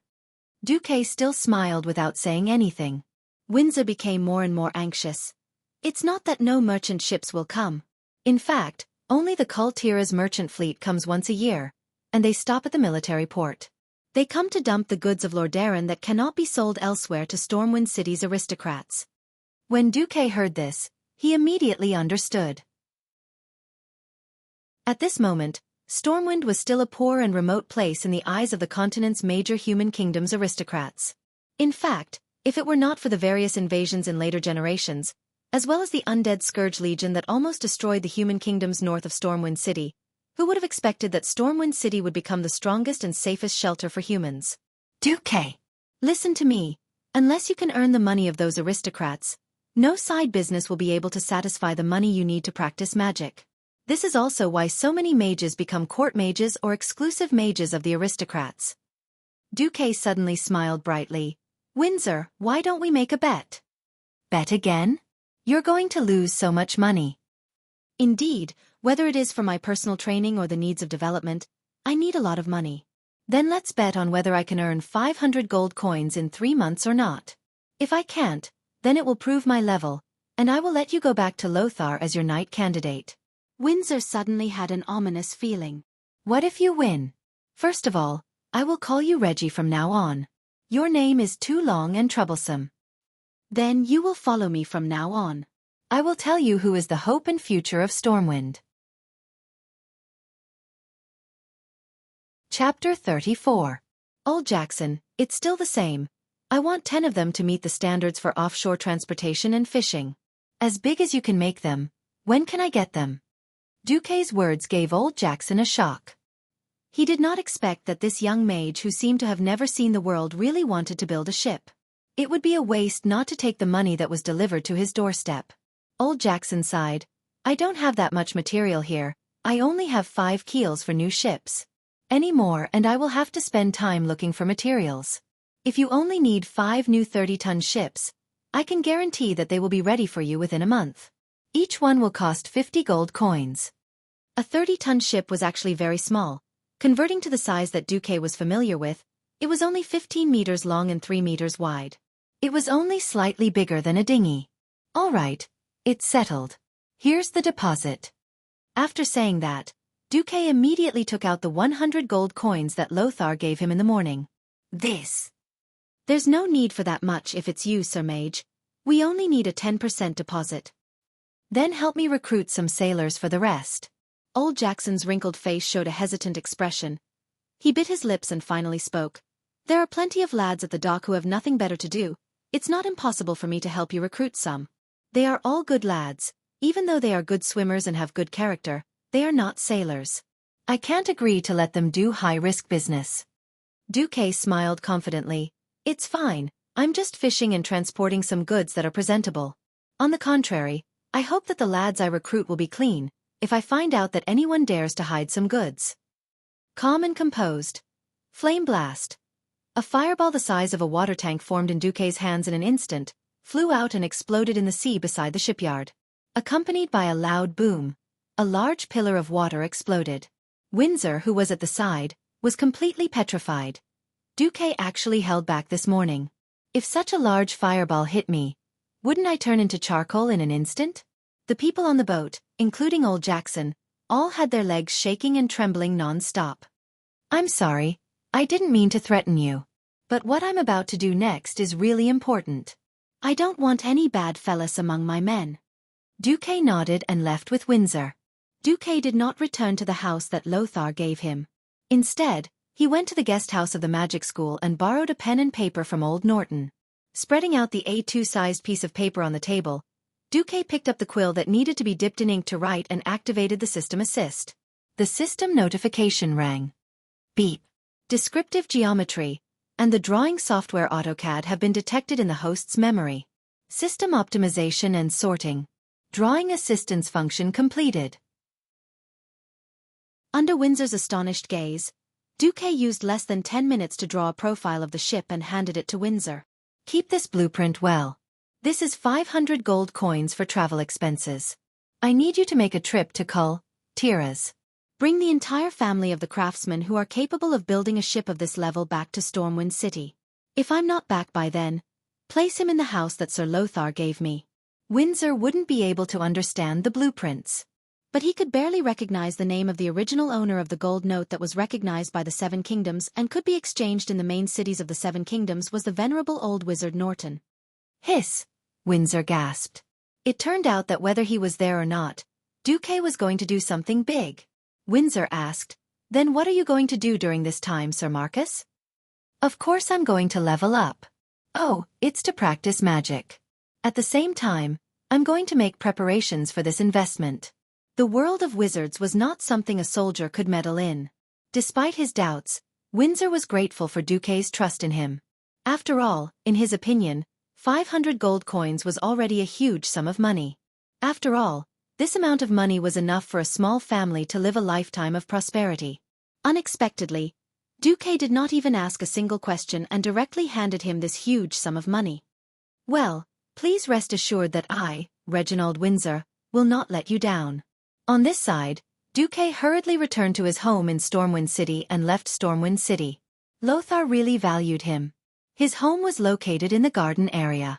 According to the standards of the pre-transmigration era, it was already a villa. At least there were 2 small gardens of about 10 square meters in front and 1 at the back. Before the transmigration, if this was in a first-tier city, it would definitely be an expensive property worth millions. But in Stormwind City, compared to the mansions of those nobles, this was really a very ordinary standard. Xueqi did not feel at ease here. Since it was a house that was destined to be destroyed by the flames of war, there was no need to worry about it. However, Xueqi's investment, in a very short time, reached the ears of another group of interested people. When Fame Brando heard the news of Xueqi's investment in shipbuilding, he laughed on the spot. "That idiot actually built a ship? Stormwind City has no specialties to sell at all. We collect so much tax every year, but we can only be at the mercy of those profiteers, cultiras, or the even more damned goblins. All right, I'll see Duke lose so much that he doesn't even have his pants left." The Brando family were not stupid. When Lothar vaguely asked the Brando family about their feud with Xueqi, the Brando family sternly warned Fame Brando. "Before you understand the situation clearly, you are forbidden from contacting that Xueqi in any form, whether directly or indirectly. Otherwise, if you offend Lothar, the entire Brando family will be destroyed." For the time being, they could not do anything to Xueqi, but it did not mean that they could not curse Xueqi in the worst way possible. In fact, it was not only Brando, even in the Academy of Magic, there were many mages who looked at Xueqi's actions with disdain. From their point of view, for a noble mage to personally run a business was a disgrace to the profession of a mage. Even the most neutral mage would feel that Xueqi was not doing his proper work, and was wasting his talent and time. After all, the ocean of magic was so vast, and the human lifespan was too short compared to the amount of time needed to spend in the field of magic. But these things, Xueqi did not care. After hiring a carriage and a team of mercenaries, Xueqi spent a full 5 days crossing the Elven Forest, and arrived at the Western Wilderness, southwest of Stormwind City. Western Wilderness. I'm coming. Chapter 35. After exiting Stormwind City, heading south, crossing Mirror Lake and West Spring Stronghold, and turning west was the boundary of the Western Wilderness. Sitting in the bumpy carriage, Xueqi gazed at the scenery outside the window. Outside the window was an eternally clear sky. Even the wind carried a sense of desolation. His vision was filled with yellow soil, yellow fields, and yellow earth. The Western Wilderness had the same comfortable temperature as Islewin, but the strong winds from the sea and twilight forest kept blowing past. If not for the plump grains in the fields, Xueqi would have thought this was a barren land. In fact, perhaps due to the underground river, the land here was quite fertile. Unfortunately, there were many terrible monsters in the Western Wilderness, and the one that annoyed Xueqi the most was the vultures that filled the sky. He saw with his own eyes that a mercenary he used as a token guard was attacked. A black shadow flashed across the sky, drawing a line of death in the air. In the blink of an eye, the shadow of death descended from the sky. It was foreseeable that in a few seconds, the back of the young mercenary's head would explode into a rotten watermelon. The young mercenary's equipment was decent. He wore a standard metal helmet that the Stormwind City guards had abandoned. However, such a ferocious attack was not something an unprepared recruit could defend against. The impact alone was enough to break his cervical vertebrae. It was not hard to imagine that he would die in an instant. At that moment, The entire caravan froze in fear. At least 6 or 7 mercenaries who witnessed the scene were horrified. Their leader, Makarov, was even more horrified. However, the vultures were so fast that they did not even have time to pull out their bows and arrows. At this critical moment, a hand reached out from the window of the carriage. Duque's hand. That's right, it was the combination of Calm Mind and Flame Blast. This move was more than enough to beat up ordinary soldiers and humans. However, as a directional spell, in the real world of Azeroth, there was no such thing as locking onto a target and being sure to hit it. It relied on the mage's own judgment. Prediction and whatnot was a very mysterious thing in and of itself. This thing relied on experience and intuition. Due to his limited mana and the fact that Duque couldn't find an effective way to replenish his mana, Duque didn't fully understand his Flame Blast. In fact, Duque also instinctively felt that according to the flying speed of the fireball, it would probably be near that area. However, after Duque's dynamic vision captured the existence that was as fast as a gust of wind, only 0.5 seconds later, a feeling of bliss came to his mind. Perhaps the vulture could choose to roll left or right. However, Duque did not think that this feathered beast had such a high IQ. Therefore, Duque chose to make an advanced calculation. The dozen or so guards had yet to recover from the shock of their own people being attacked when they suddenly realized that the important person they were protecting had made a move. Whoosh! With a strong light and a burning sensation, a huge fireball flew out of the window of the carriage, dragging a long trail of flames behind it. It shot straight in front of Vulture. Good. Oh, no. Ah. The mercenaries' undulating cries were a good reflection of the development of the situation. At the very beginning, they were happy that Duque had made a move. They immediately realized that as the overlord of the sky in the western wilderness, this vulture, which was called the corpse shredder bird by most of the western wilderness farmers, had extraordinary mobility. The corpse shredder bird flapped its left wing hard, and the water tank-sized fireball was likely to pass by the beast that directly attacked a living person. The target of its attack was still the same. Every mercenary had an indescribable regret on their faces. However, the next moment, the young hand that stretched out of the carriage window suddenly snapped its fingers. The huge fireball seemed to have been gripped by an invisible hand. Bang! With a loud explosion, the fireball suddenly exploded beside the corpse shredder bird. Moreover, it was not an omnidirectional explosion, but a kind of one-way explosion, perfectly avoiding the young mercenary's side. Faced with a scattering of flames that were even denser than the torrential rain, with a croak, that hateful feathered beast instantly turned into a raging torch, falling from the sky in a dejected manner. From joy to disappointment, and then to ecstasy, the mercenaries' hearts were like a roller coaster. Seeing the corpse shredder bird fall, they raised the weapons in their hands. Long live Sir Marcus. It was only then that the young lad who was almost killed by the ambush suddenly realized that he had already circled the gates of hell. Listening to the enthusiastic cheers, Duque was slightly stunned. He was willing to work hard to change the fate of Stormwind, but this did not mean that he would become a saint who blessed the common people and saved everyone. Duque had never thought of himself as a saint. For him, rather than saying that this was a rescue, it was better to say that this was just a practice. The moment he made his move, the action was already ahead of his thoughts. Now, Duque's actions were acknowledged by the mercenaries and were rewarded. The mercenary leader, Makarov, rode his skinny horse and pulled the young man who had just escaped death. Thank you very much, great Sir Marcus. You just saved my son. Son? Yes, my only son, Philip. This is his first mission. His mother and I were strongly against it. Sigh, fortunately, he's fine. Otherwise, I wouldn't know how to go back and see his mother. Makarov's voice choked as he said this. He pressed down on Philip's head and made his son bow to Duque. It's good that you're fine. Let's continue our journey.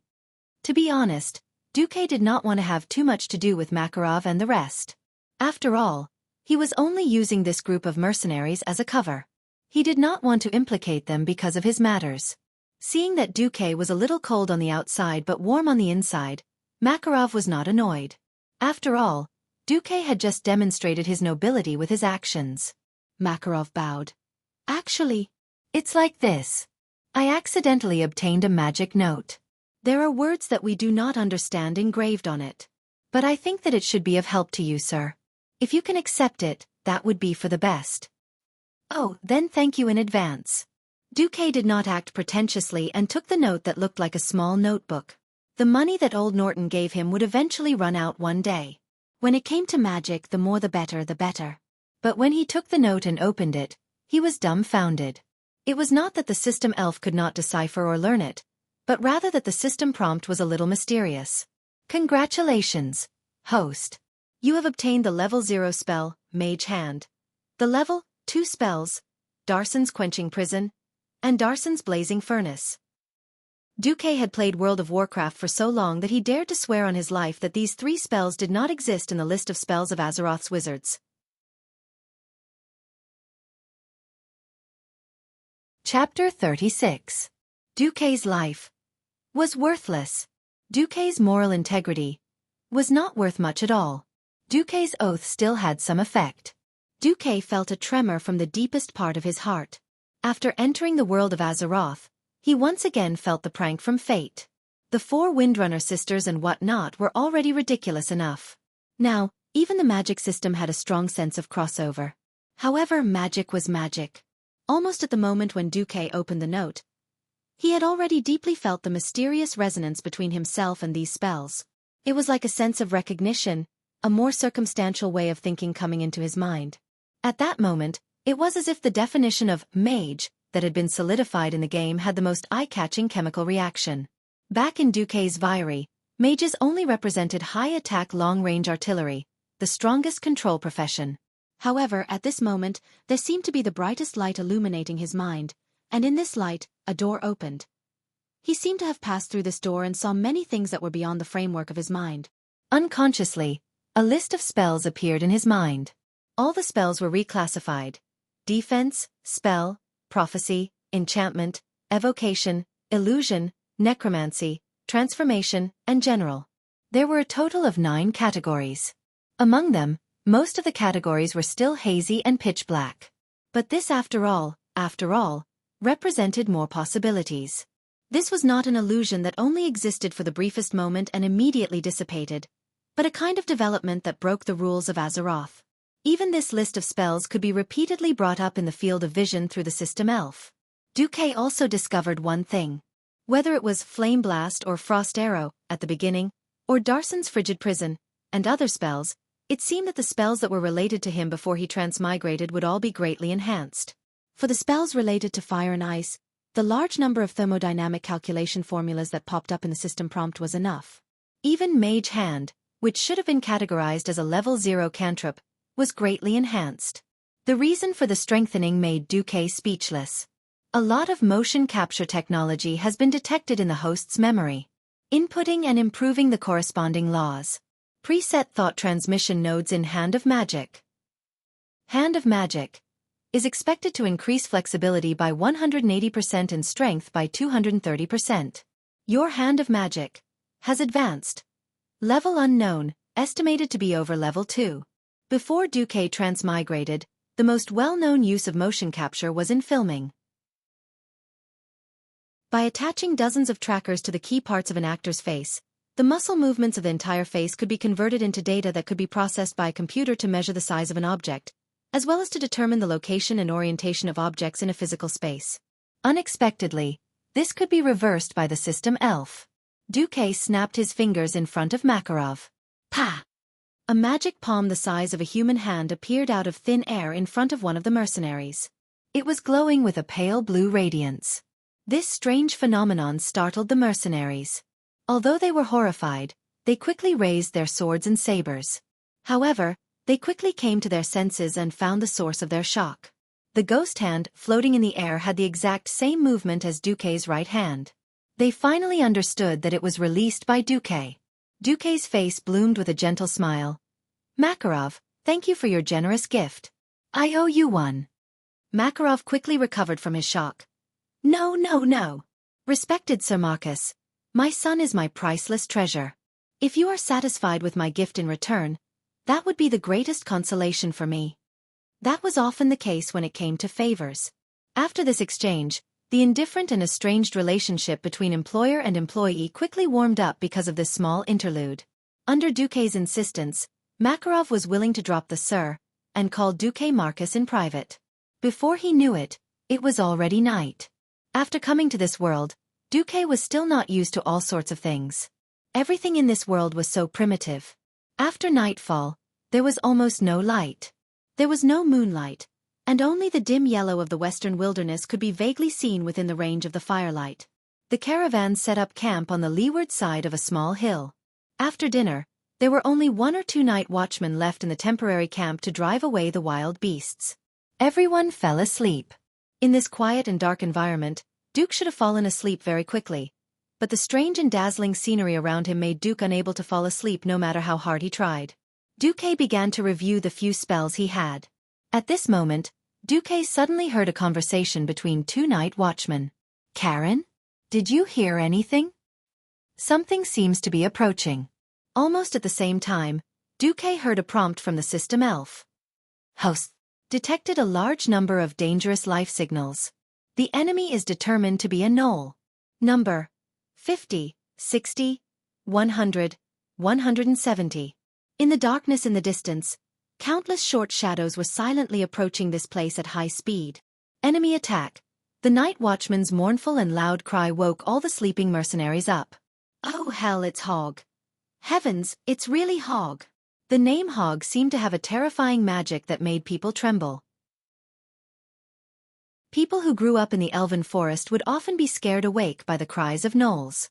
Because no matter how powerful humans were, no matter whether they had actually become the masters of the elven forest or not, they could not forget the nightmare of the elven forest. Hog. This giant gnoll wandering in the south of West Spring stronghold brought them dark memories. Legend has it that the name Hog was just a code name given to this or this branch of gnolls by the humans. People did not know how long the gnolls lived, but the people of the elven forest always called the leader of the gnolls, the largest one, Hog. Legend has it that Hog's body was twice the size of an ordinary gnoll, and that his claws could easily tear infantry shields in half, and that his strong legs could easily catch up with poor adventurers who tried to escape. But these were just legends, because no one could really face Hog and come back alive. If one were to list the most famous and powerful villains near Stormwind City, Hog had already occupied the headlines of Stormwind City's bulletin board. Almost all the adventurers who were tempted by the bounty set by Stormwind City had died under his feet. Now, Hog had come with his army of gnolls. Chapter 37. Darkness brought about a primal fear. The fear of darkness was imprinted in the hearts of humans since the time when they ate raw meat and drank blood. It was now fermenting in everyone's hearts. Every mercenary felt a bitter taste in their mouths. Damn it! Did Hog bring his entire gnoll army?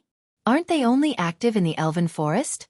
Why would they cross the river and come to the western wilderness? The people of this era had night blindness due to the lack of sea products in their diet. Even with the light of the fire, they still looked like they were covered in shadows. Makarov suddenly laughed dryly. "Oh, think on the bright side. The sheriff of Goldshire in the elven forest, Duhan, has been waiting night after night. He's waiting for a hunter who can bring back evidence of Hog's death. If we can kill Hog and bring his huge claws to the people of Goldshire, we'll get double the reward." "Boss, we're dead for sure." Makarov's joke did not boost their morale. "Have you forgotten who we still have?" Makarov's reminder suddenly boosted everyone's morale. "That's right. We still have Sir Duke Marcus." Thinking of Xueqi's extravagant and unimaginable magic during the day, everyone felt as if they had drunk a glass of strong alcohol, their bodies surging with warmth. They could not help but put part of their attention on the carriage. At this moment, Xueqi's expression was not good. He really did not expect to welcome his first real battle at this time. And the biggest problem was that the style of these gnolls had changed. When old Norton first escorted Xueqi's 3 apprentices to Stormwind City, Xueqi had also encountered gnolls. At that time, gnolls were just monsters with strong limbs but short statures. Other than their numbers, they had nothing good about them. But now it was completely different. Through the system elf, Xueqi was able to see the gnoll's body shape. Xueqi paid attention to the data given by the system. An adult gnoll is about 1.9 meters tall and weighs about 120 kilograms. After the system elf filled the targets with light, Xueqi noticed that these humanoid monsters had greenish-gray or dark green skin and aardwolf-like heads that were 3 times larger than their brethren. As for the giant monster that was more than 4 meters tall, it had the following description. Mutated elite monster Hog, data unknown, detected unusual increase in strength. Danger assessment is high danger. It is strongly recommended that the host retreat. Seeing this, even Duke couldn't help but let out a hiss and suck in a breath of cold air. What the hell was this? This was completely against the rules. 4 meters tall? Wasn't this the template of an ogre? Speaking of which, Uncle Hog, is there a need to jump out of your territory to chase after me? Before Duque traveled to this world, Hog was known as the new assassin in World of Warcraft. In the original version of the game, almost all the new players in Goldshire Town who received the wanted quest, Hog Must Die, would foolishly run off to kill Hog. As a result, the players experienced what an elite monster was for the first time. 1, 2, 3, 4. The newbie players killed by Hog could line up twice around the Earth's equator. Of course, this was an exaggeration. But it was an indisputable fact that the players were taught a lesson by Uncle Hog. In the players' mouths, whenever they talked about Hog, they would add the title of Uncle Hog. Therefore, Hog became Uncle Hog. When Duque passed through the Elven Forest, he didn't encounter any gnolls. Perhaps it was because Makarov deliberately chose to be close to the West Spring Fortress guarded by the Stormwind guards, which made Duque forget about Hog. In the end, Hog didn't act like a tyrant in the Elven Forest. Instead, he crossed the border and chased after him here? This situation made Duque a little confused. Whoosh, whoosh, whoosh. The huge figure passed through the distant fire that was used as a warning. In the light of the fire, Hog's terrifying figure seemed even larger and more oppressive. In the light of the fire, Hog's dog-like head could be seen, with long yellow teeth and blood-red eyes. Fluffy black and yellow fur covered his body. Originally, gnolls were used to taking the fur of cattle and other livestock and making simple leather armor. Of course, they also liked to take all kinds of weapons from attacking humans, so gnolls often had a variety of weapons and armor. Hog was different. Perhaps it was because his body was too large that he didn't have any weapons or armor. Or maybe it was because he had just become this huge not too long ago. So Hog showed Duke and the mercenaries a body without any armor, full of explosive power, and unbelievably thick fur. Oh my god! Did he attack a post or West Spring Fortress? The mercenaries saw several long swords stuck in Hog's body. The standard swords of Stormwind City's human guards were like toothpicks on his body. Perhaps it was because Hog wanted to show off his strength, or because his mind was a little crazy, but he didn't even pull out the swords that should be causing him some pain. What he held in his right hand was probably a flagpole, because this flagpole would require an adult human to wrap their arms around it, and there was a small section of Stormwind City's flag on it. A woo! It sounded a little like a dog's bark, but also a little like a wolf's howl. Hog let out a threatening roar, announcing his existence to the entire team. In just a short while, Hog's subordinates had already surrounded them from all sides. At the same time, Makarov and the rest finally heard the heavenly voice from within the carriage. Get closer to me, and stay within the range of the blizzard? The mercenaries understood what it meant to get closer. But within the range of the blizzard. The mercenaries didn't quite understand. In the next second, when the roaring gnolls charged forward with all kinds of weapons, and they could even smell their foul breath, the mercenaries understood. A beautiful voice. The essence of a voice shouldn't be beautiful. But right now, the sound of thousands of icicles falling from the sky, the sound that allowed Makarov and the others to escape death, suddenly gave the word sound a magnificent prefix. The icicles fell on the ground tens of meters wide, and the gnolls' attack faltered momentarily. The barbaric tide of monsters still wanted to break through the seemingly weak defensive formation of Makarov and the others, but they were quickly caught in their trap. Chapter 38. The gnolls that were charging at the front somehow fell to the ground. Their low IQ could not understand what it meant to increase the damage. The outermost layer was indeed fluttering snow, but the slowness was just an illusion to deceive the eyes of these low IQ creatures. The closer to the center, the denser the icicles became, from the size of a thumb to the size of a goose egg, and even the size of a brick. These icicles whistled as they fell from the sky, and some of them even created strong air turbulence. The falling icicles shattered on the ground, and the cold ice powder flew all over the sky. The bone-chilling cold air numbed their nerves, and they did not even notice that the icicles that fell on their heads were not small hailstones, but long icicles that looked like icicles. A few of the gnolls that did not have eyes were smart enough to raise their small leather shields and rush through the killing zone created by the ice storm, but they did not end up any better than the previous ones. One by one, they were pierced into sieves by the icicles that fell from the sky. Makarov and the others held their breath, nervously holding their shields in front of them and holding their swords as they stared at the attack of the gnolls. What they saw was the gnolls charging at them under Hog's command, and then they fell, and again, and again. It was as if the gnolls that were charging at them were not terrifying monsters that could kill them, but fat pigs that were sent to the slaughterhouse. Everyone watched as the ice storm surrounded them in a ring shape. It did not affect them at all, but according to the intensity of the attack of the gnolls, the icicles became denser and thinner. It was as if the person in the carriage would run out of mana at any time, as if this exaggerated offensive-defensive circle would collapse at any time, but that did not happen. Every time the density of the icicles decreased, as if they could not kill even one more gnoll, their mana seemed to be magically replenished, and the density of the icicles immediately returned to its original state. Under Hog's angry roar, the gnolls tried to retreat many times, and they braced themselves to attack Makarov and the others again, but without exception, they became frozen corpses in the ice storm. From the beginning to the end, everyone could not help but feel a little numb. It was as if the people that were charging at this defensive circle were not the subordinates of the nightmare of the elven forest, but a group of sheep abandoned by the shepherds to endure the snowstorm. Someone muttered about how much bounty they could get from so many gnolls' claws. Makarov's son's mood was even more youthful as he extended his sword to test the might of the ice storm that was just inches away from him. No! Makarov's expression changed. He could almost imagine his son turning into an ice sculpture like those stupid gnolls. After all, in his eyes, even those sky wizards who had been famous for many years, or even Morningstar wizards, did not have such fine control abilities. Unexpectedly, with a stretch of his sword, the encirclement of the ice tempest actually bulged outwards. Hey! Before he could be proud of himself, his father suddenly pulled him back. Dad, I'm fine? The young man's eyes widened in disbelief. If his father hadn't pulled him back, he would have been a corpse by now. It was just a distance of a few fingers, but the blade of a super-huge axe made of flagpole tied to stones almost brushed past his face. The huge axe swept up gravel and icicles that swept across his forehead, leaving behind a few streaks of blood. He could not imagine what would have happened if he had taken this attack head-on.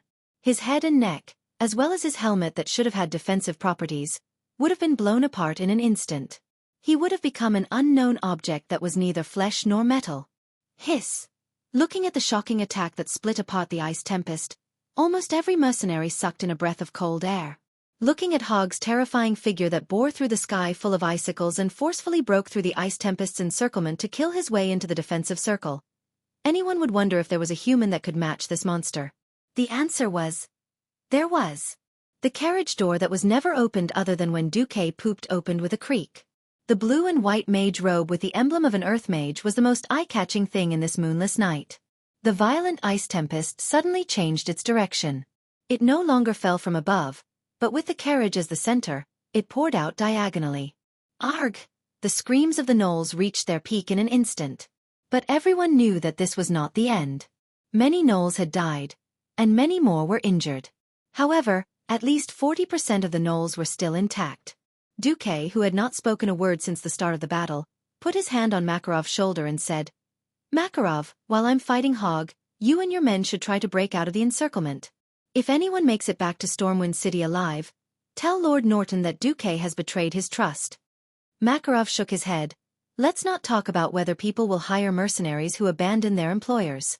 Just abandoning the benefactor who saved my son's life is enough to disqualify me from being a human. Makarov and the mercenaries behind him had the same expression. Their eyes were filled with the same determination to fight to the death. Xueqi was silent for a second. Then you and your men take care of yourselves. In the next moment, Duke's deep black eyes met with Hog's scarlet eyes, which were not far away. Even though they did not speak the same language, they both understood that this would be a battle between king and king. Whoever won, the rest of the enemy's forces would collapse in an instant. Ha! Ha! Ha! Ha! Hog's thick nose twitched as he panted heavily. The thirst for blood stimulated his senses. An arm that was even thicker than Duke's waist suddenly burst out, and the explosive muscle strength was revealed in an instant. Hog easily lifted the nearly 6-meter-long self-made axe onto his shoulder. In an instant, his domineering aura overflowed. Xueqi stood up proudly. At this time, the gnolls who had been defeated rushed up again. The gnolls had two tactics: scatter or swarm. What would happen to Makarov and the rest? This was not something that Xueqi could take care of. He focused all his attention on Hog. If it was Xueqi who just came out of Stormwind City, he would definitely not be Hog's match. Hog's mistake was that he let his lackeys go first. Xueqi did not know that experience points existed in the world of Azeroth. It was a little inappropriate to call it experience points, because the system notification clearly stated, "Congratulations, because the host used the compound spell Ice Storm, composed of Darsong's Cold Prison and Blizzard to kill the gnoll, you have refined 110 soul force from the gnoll's body. You can use this power to expand your magic circuits." Chapter 39. As a veteran player, as a university student who could not tell the difference between a game and life after transmigrating to a different world, Xueqi automatically thought of it as the experience points needed to level up. In terms of practical effects, there were similar places. You used 2,500 points of soul power to open up the third magic circuit. Your intelligence value increased by 5 points, your mana value increased by 50 points, and your spell strength increased by an unknown amount. Killing and arson had been a shortcut to getting rich since ancient times. Gnolls were also people, and Xueqi did not hesitate to use the soul power brought by these gnolls to jump from a level 1 earth mage to a level 4 mage in one breath. How strong was a level 4 mage? Xueqi did not know. Instinctively, he felt that his mana pool was still a small bucket that would stop after 8 or 10 frost arrows. He had imagined countless times that Uncle Hog would first give away all his minions as experience points, then laugh 3 times and say, "Since you can kill all my minions, you are indeed qualified to fight with me." Finally, he would be taught a lesson by the upgraded Xueqi with a big fireball. Unfortunately, Hog's reckless and impulsive personality ruined Xueqi's dream. Hog, this guy, actually went straight up with the frost storm. Didn't they say that the boss would appear at the end? It was not scientific. Well, whether it was scientific or not, it was meaningless. Staring at the matchstick-like human mage that he hated the most in the convoy, Hog rushed over. Fast. So fast. Although Hog was huge, his speed did not slow down at all. On the contrary, under Hog's muscular hind legs that could almost be described as majestic, its enormous body suddenly became as forceful as a bullet train speeding at high speed. The hill-like figure rapidly enlarged in Xueqi's field of vision. Calm and composed. Flame burst. This continuous skill that Xueqi had used almost every time since he transmigrated, this time, it failed. Completely without any sense of justice, Hog brandished his giant axe, and with a gorgeous and explosive sweep, he actually, split Xueqi's big fireball horizontally in half. After the core of the fireball was destroyed, the rest of the fireball turned into flames that struggled on their deathbed. They twitched twice in the night sky before disappearing. Holy *T. Xueqi gaped at the unscientific scene in front of him. Then death came. Hog, who was closing in at high speed, didn't even wave his stone axe, which was full of destructive power. He only gave Xueqi a contemptuous glance, and then kicked Xueqi's chest. Puff! An extremely muffled sound came from Xueqi's chest. In the next second, Xueqi was sent flying like a bag of trash. His blue and white robes drew a beautiful arc in the night sky as he fell not far from Makarov, who was still fighting fiercely in the middle of the battlefield. This scene shocked everyone in the mercenary group. No way! Isn't Sir Marcus the strongest? How did he die? Sir Marcus! Someone shouted. No, healing potions. Who's going to give me healing potions? It's over. His chest has completely caved in, and his internal organs are probably mud. He's definitely dead. The mercenaries were in a mess. No one had expected that the mysterious and powerful young mage Duke, whom they had been getting along with for the past few days, would be killed by Hog in a single move. But thinking about it, Hog was the nightmare of the elven forest. If they couldn't deal with him, why would they hope that the stronger Xueqi could? It turned out that killing the powerful Hog was just an illusory dream from start to finish. Makarov abandoned his opponent and almost shot forward, picking up Xueqi, who was already gasping for breath. He remembered how Xueqi saved his son, and remembered Xueqi's smile. Makarov roared towards the sky. Everyone attack! Avenge Sir Duke Marcus! Avenge, avenge! The roars of the mercenaries resounded. Hog, who was more than 10 steps away, did not immediately rush forward. His hyena mouth was wide open, and the crisscrossed sharp teeth could be seen under the light of the fire. He was actually laughing. Laughing at the group of weak humans who overestimated themselves, laughing at the struggle of these puny humans. It was not just Hog, even the surrounding gnolls let out proud barks. Just when the mercenaries thought that Xueqi was dead, Makarov suddenly realized that the weight in his arms had mysteriously disappeared. Go! Xueqi, who should have been dead, rushed towards Hog, a cold blue and white radiance blossoming in his hands. Makarov and the rest were stunned. They had seen Xueqi's condition earlier, and he was in a state where he was on the verge of death. Xueqi actually dragged his body like this to buy time for them to evacuate. Unknowingly, the mercenaries' eyes were brimming with tears. This was a heroic scene. They watched as Xueqi released another frost arrow. Hog seemed to have been caught off guard by Xueqi's attack. He did not manage to dodge the frost arrow, and his entire left arm was covered in frost. However, that was all. Hog let out an angry roar when he regained his senses, and the muscles in his right arm bulged as he swung his axe again. This time, the axe did not hit anything. Xueqi seemed to have twisted his body at the last moment and avoided the fate of being split in half. Xueqi was not much better off. When he was sent flying, the mercenaries could even see parts of Xueqi's arm that had been smashed into smithereens, and the flesh on the surface of his body was scattered everywhere. It was a tragic scene. For these mercenaries who did not know each other just a few days ago, Xueqi, the future hope of the kingdom, an incomparably noble mage, had actually shed his blood for them. They watched as Xueqi's figure, which was not tall, fell tragically in the fire. They were furious. Xueqi! Kill! Kill them mercilessly! Kill these bastards! Charge! Avenge Samacus! The furious mercenaries began their desperate charge. They even abandoned the shields that they relied on to protect their lives. While letting out angry roars, they madly chased after the tall gnolls. The gnolls, who obviously had the advantage in numbers, were the ones being chased. "Awoo!" Hog roared, and suddenly the gnolls seemed to have found their backbone. They immediately turned around and surrounded him again. Yes, as long as Hog did not die, these fierce and timid gnolls would fight like the bravest berserkers to the last man. However, at this time, Xueqi unexpectedly stood up again. The mercenaries cried. Men did not easily shed tears, but these mercenaries, who had long been accustomed to life and death, had tears on their faces. Chapter 40. Are we really worthy of Samacus going this far? They thought. I didn't expect him to have the heart of a warrior despite being a mage.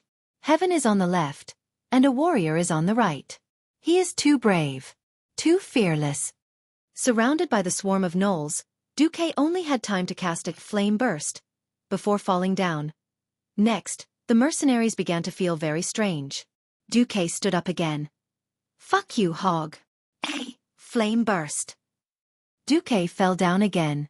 This time, Xueqi was directly split in two by an axe. Xueqi stood up again. I will kill all 18 generations of gnolls. Again and again. Under Hog's fierce counterattack, Xueqi fell down again and stood up again and again, without doing anything, just cursing and throwing fireballs at the huge Hog's face. Even a fool could see that although Hog was brave and tenacious, the flames on Hog's body never extinguished, and instead, they burned bigger and bigger. Hog's injuries were accumulating. His roar was not as loud. His gnoll brothers were not so quick to respond to his orders. Even his movements seemed to be slow. Even if he had lost a lot of his rationality, he realized that he was in a bad situation. Slowly, Xueqi was able to cast a flame burst first, followed by an instant flame burst, before finally being slapped to death. All the tears in the mercenaries' glands were drained. They felt as if they had been played by this mysterious young mage, but it seemed that they had not. After all, Xueqi had told them to run from the beginning. Wasn't Xueqi fighting with his life to protect these burdens? As a mage with so many life-saving skills, it should not be a problem for him to escape alone, right? Even if Xueqi fell tragically every time and then rose from the ashes, his performance was enough to become a topic of conversation in the tavern after a meal. But they noticed something strange. The ordinary gnolls had long since dispersed and hid far away, watching in awe as their boss fought with the unkillable Xueqi. On the other side, Makarov solemnly instructed his men. We won't say a word about what we saw today, even if we go to hell. If I'm not wrong, this concerns a very important secret of Lord Duke Marcus. If we are lucky, we will be Sir Marcus retainers for the rest of our lives. Everyone shivered and nodded in unison. Such a strange ability was absolutely unheard of. Was there any lack of people who inadvertently learned the secrets of important figures and were killed? Being able to sell his body and not be killed was already a great thing. On the other side, Hogg's life force was about to run out as he continued to accumulate injuries. Magic Beam Cannon. Xueqi roared out the name of the unknown move. With slow steps, he actually stepped onto the crook of Hogg's left arm, which was hanging on the ground, and borrowed the force to step onto Hogg's shoulder. Then, in an extremely pretentious manner, he inserted 2 fingers into Hogg's eye sockets. Instant cast. Flame blast. At 0 range. A woo! Unlike the high-spirited howl at the beginning, the final bitter howl contained too much unwillingness and indignation. However, the cry was only halfway through before it came to a screeching halt. This was because Hogg's entire head was filled with flames that were rapidly expanding from within. A mere second later, the back of Hogg's huge head exploded like a watermelon. The gnolls watching the battle from afar were frightened and fled in all directions. Standing proudly on the huge chest of Hogg's collapsed body, Xueqi, who was bathed in a rain of blood, didn't have much of a sense of accomplishment. In the game before Xueqi transmigrated, Hogg was just a level 11 elite monster. Even if he had the shocking nickname of Cute Killer, in the end, he was just an unremarkable little monster. Unexpectedly, in order to kill Hogg, he had to pay the price of 11 revivals. When he thought of this, Duke felt a sense of despair as if he had fallen to the ground. But now that he had the time to look at the system notifications, Xueqi suddenly froze. Congratulations to the host for successfully killing the elite demonified monster Hogg. You have successfully foiled an attempt on your life by one of Sargera's demons. Because Hogg's body contains a small amount of demonic aura, if you give its remaining head to a cleric in Stormwind City, there might be an unexpected reward. You have obtained the blueprint of the skinning battleaxe, which even low-intelligence creatures can make. As you have successfully killed the monster that killed you 11 times, you have recovered a small amount of your humanity. Your current soul force is 87, and your moral integrity is 72%. You are now a level 5 Earth Wizard. After reading this, Xueqi almost jumped up, and immediately questioned the system elf in the spiritual world. Hey! What the hell is this? Why do I only have 72% moral integrity left? Because the one that killed you is a demonic creature. As a demon that can easily corrupt human souls, it will have a bonus effect when it kills you. In other words, if you are killed by a demon, your moral integrity will fall even faster. Xueqi almost choked on his own saliva. I hate demons the most. Unknowingly, Xueqi's sinister expression had scared the hell out of Makarov and the rest. Recalling Makarov's words, they fearfully knelt in front of Hogg's giant corpse and lowered their heads, not even daring to look up at Xueqi. Makarov spoke. Thank you, Lord Marcus, for saving us. We have nothing to repay you with, so we hope to use our lowly lives to contribute to Lord Marcus's great cause. Xueqi was roused from his daze by the voice, and his interest was piqued. Why? Originally, Xueqi wanted to ask why Makarov would say such a thing. Makarov looked at the murderous Xueqi and clearly misunderstood. He thought that Xueqi was asking them why they were spared. We are grateful to Lord Marcus for saving us, but we have seen Lord Marcus's undying secret. We don't want to die yet, so we are willing to serve Lord Marcus for life. Xueqi was stunned. He did not know why, but he recalled how Aurelia had deceived him the first time they met. Xueqi suddenly burst into laughter. Thank you for being willing to serve me. When Xueqi said this, Makarov and the rest heaved a long sigh of relief, as if they had just walked through the gates of hell.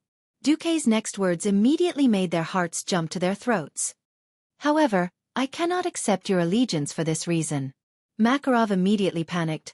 Lord Marcus, we... At this moment, something unexpected happened. Not far from Xueqi's feet, a gnoll that was still alive suddenly jumped up and ruthlessly chopped at Xueqi's neck with a rough stone axe. It happened too quickly, and no one had time to react. Ah! The mercenaries cried out in shock. At such a close distance, they saw Xueqi's neck spurt out blood, and then he fell to the ground. Dead! Heavens! What did Lord Marcus do? Before they could recover from their shock, Duque's corpse suddenly turned into a faint stream of light and disappeared. There was almost no transition, and Duque stood unscathed less than 2 steps away from the corpse. Damn you! A mere gnoll actually dared to sneak attack me. It was fine if he died in Hogg's hands, but he was actually killed by an ordinary gnoll. This was really humiliating. Gnashing his teeth in hatred, Duque used a large fireball to teach that guy who dared to make him lose his moral integrity to a maggot for the rest of his life. With great difficulty, he calmed down, and Duque was that elegant Lord Mage again. See, this is just a type of magic. To be precise, it is my family's ancestral talent, mirror image. Every mage family has its own inheritance. Some families are good at elemental magic, and some are good at arcane magic. I am just the inheritor of a declining mage family. This is not some shocking secret that needs to be kept secret. Of course, this is also one of my trump cards, and I do not want you to spread it around. Duque's performance made the mercenaries dumbfounded, but with such an explanation, every mercenary felt at ease. Ah, so it is mysterious magic. We commoners who do not know magic have really learned something new. Looking at their happy faces, Duque's heart ached. I've lost my moral integrity again.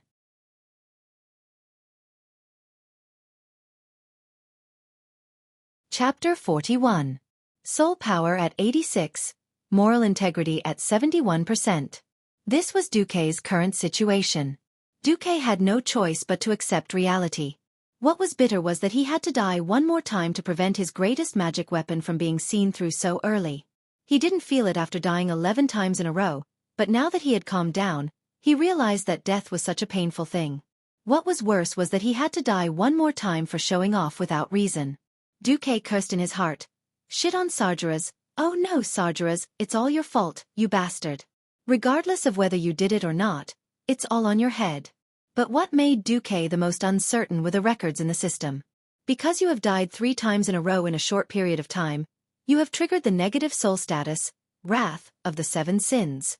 After reviving, your spell power will increase by 20%, your attack speed will increase by 30%, your evasion rate will decrease to 0, your defense will decrease by 30%, your willpower will increase by 200%, and you will be immune to most mental spells and special effects. After a bunch of messy messages, an even more eye-catching bright red notification appeared. Because you have been killed 10 times in a row by the elite demonified monster, Gnoll Leader Hogg, you have triggered the crazy special effect, Deathmatch Cage. You have lost your sense of self, and automatically set Hogg as the enemy you must kill.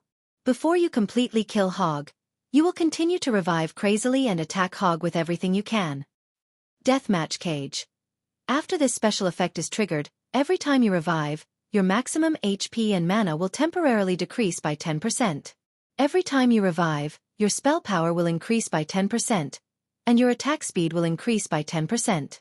This special effect will continue until you kill the target, or until you completely lose your humanity. After reading these messages, Duque was completely speechless. It seemed like dying consecutively would turn him into a berserker, but this was something even crazier than a gambler who had lost everything. A gambler. Either he would turn the tables in one go and kill his opponent, or he would become a ghoul and be completely finished. Of course, Duque did not forget the words 7 deadly sins. Anger, arrogance, jealousy. Just thinking about these characteristics made him feel like he was a demon king.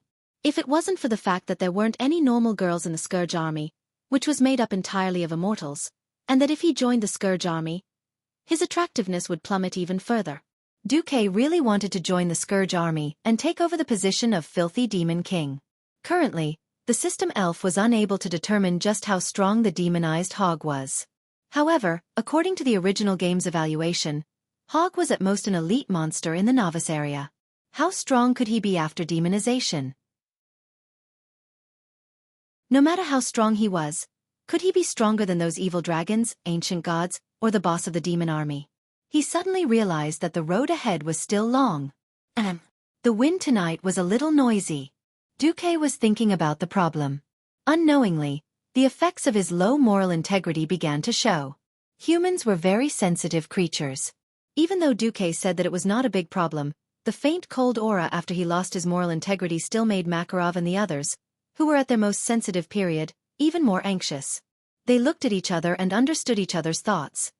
It seemed that this secret was quite important to Lord Marcus. Although not the most important, it was still quite important. At this moment, they already had their own assessment of the extent of the secret of Xueqi's ancestral, mirror-image doppelganger. After a big battle, it was natural to clean up the battlefield. This kind of heavy work was naturally not done by Xueqi. Continuous resurrections would also bring about abnormal fatigue. Not only his body but also his soul.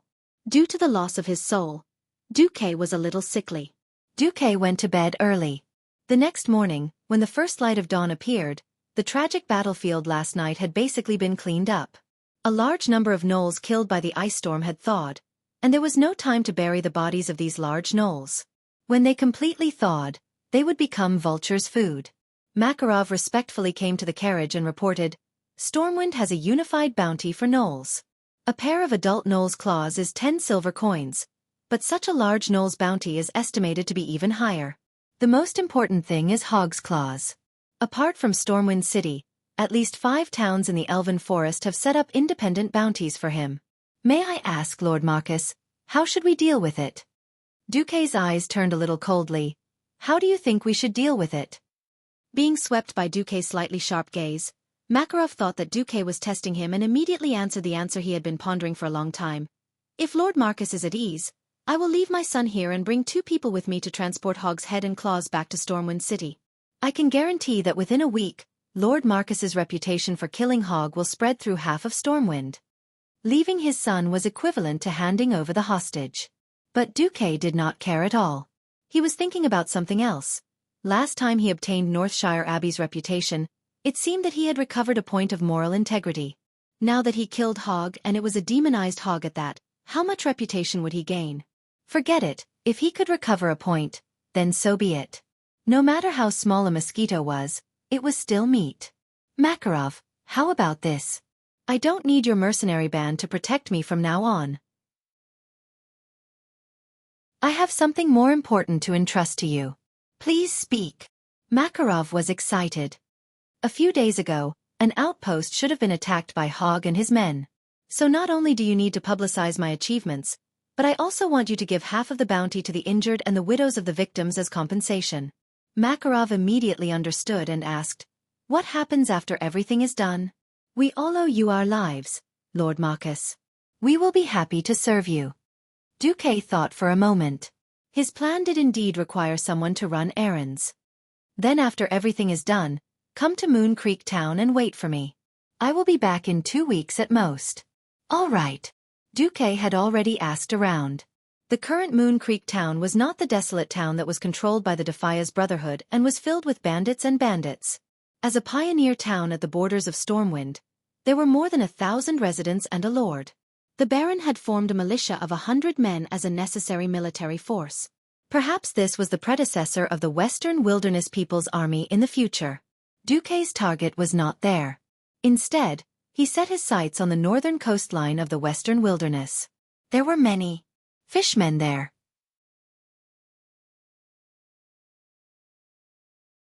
Chapter 42. Murlocs were the most common and annoying monsters in the world of Azeroth. They could be seen in almost all tidal flats and wide lakes. They had slippery skin, smart eyes that were bigger than your fist, and dorsal fins that were extremely stylish. Their bright colors and roguish style were their trademark.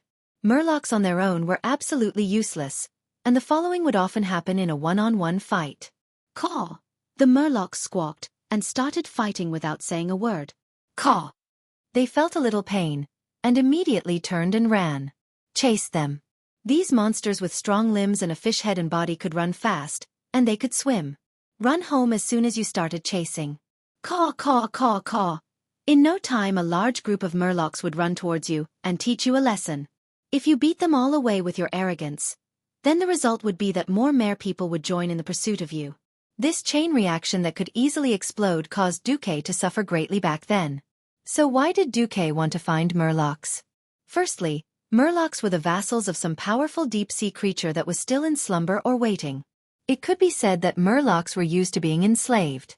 Secondly, Murlocs were not as stupid as many people thought they were. Part of the evidence showed that their steady and gradual occupation of land was in fact highly coordinated and organized. However, whether this plan was in line with the Murlocs' own wishes and interests was unknown. Most importantly, that day in Elven Forest, after giving the corpse of a poor thief from the Brando family to the Murlocs as supper, Xueqi suddenly discovered a strange language in the system notification. Murloc. The amazing system actually directly deciphered the relatively simple Murloc language.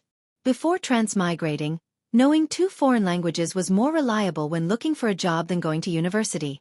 Unexpectedly, it seemed to be the same after transmigrating. After linking with the translation software provided by the system genie, even though Xueqi wanted to say, Mother ****, what came out of his mouth was a hilarious cadence of, wah, caw. This gave Xueqi a possibility. Perhaps he could subdue the Murlocs. Under normal circumstances, Xueqi would never be so stupid as to do such a thing. But thinking about it, the beast men had yet to attack, and the door of darkness had yet to open. In the world of Azeroth, no matter which country it was all about seniority. If Xueqi didn't find another way, it would be impossible for him to improve himself to the point where he could influence the battle before the door of darkness opened. Only by doing so would there be a chance to turn the impossible into the possible. So early in the morning, Xueqi went to the beach alone. He was already prepared to communicate with the Murlocs with magic, kill the mentally retarded ones, leave the less retarded ones, and finally arrange for a slightly more intelligent Murloc sage to be his representative. However, Xueqi suddenly discovered that, on the beach, 2 large Murloc tribes were playing clan conflict. Wah! Hundreds of fishmen were fighting on both sides. The scene must be bloody and violent, with flesh and blood flying everywhere and blood boiling, right? Xueqi suddenly realized that it was stupid of him to have such expectations. Hundreds of Murlocs fighting, the scene was more like a super large scale. Hide and seek. Yo, over here, Murloc Tribe A gathered 3 Murlocs, against 2 Murlocs of Murloc Tribe B. Sorry, there was no such thing as a battle. The side with fewer numbers ran away as soon as they met. Obviously, they had 2 short legs, but they ran faster than rabbits. Ha! Suddenly, 2 Murlocs ran into 2 of their own tribe's clowns. Great, it became 3-4 again. Decisive counterattack. Oh no, counterattack. It was the turn of the 3 Murlocs to run away. It was not easy to gather 2 Murlocs of similar strength. One Murloc's first-generation Murloc fiercely threw a stone, causing the other Murloc's second-generation to have his eyes swollen. The other side suddenly lost all their courage and scattered. Listening to the strange gawk-gawk sound in the Murloc language, it roughly translated as, "It's not that the National Army didn't work hard, but the Japanese Army has Gundam. Gundam your sister. You call that piece of rock a high-speed kinetic weapon. You should apologize to all the Gundams in the world right now." Hearing the ***T translation of the system elf, Xueqi even wanted to strangle the system elf to death. But it was also good. Seeing this ***T battle of the Murlocs, Xueqi also gave up the plan to organize the Murlocs into an army. Knowing that the other side was all a staff. You still specially went over to sell swords? Xueqi was not that stupid. With a long sigh, Xueqi made his move. In the original plan, Xueqi felt that he had to kill at least 100 Murlocs to make these clowns calm down a little. Who knew that as soon as Xueqi made his move, all the Murlocs fell into a dead silence. The next moment, the sound of gawk was endless. On the beach, a large number of Murlocs bowed their heads and bowed. The only reason was Xueqi's Hand of Magic. Hand of Magic was a mage condensing the simplest arcane energy into the shape of a human palm, to do some simple work for the mage. For example, picking up a certain key from the place that was hanging high outside the iron cage. Xueqi's Hand of Magic was slightly different.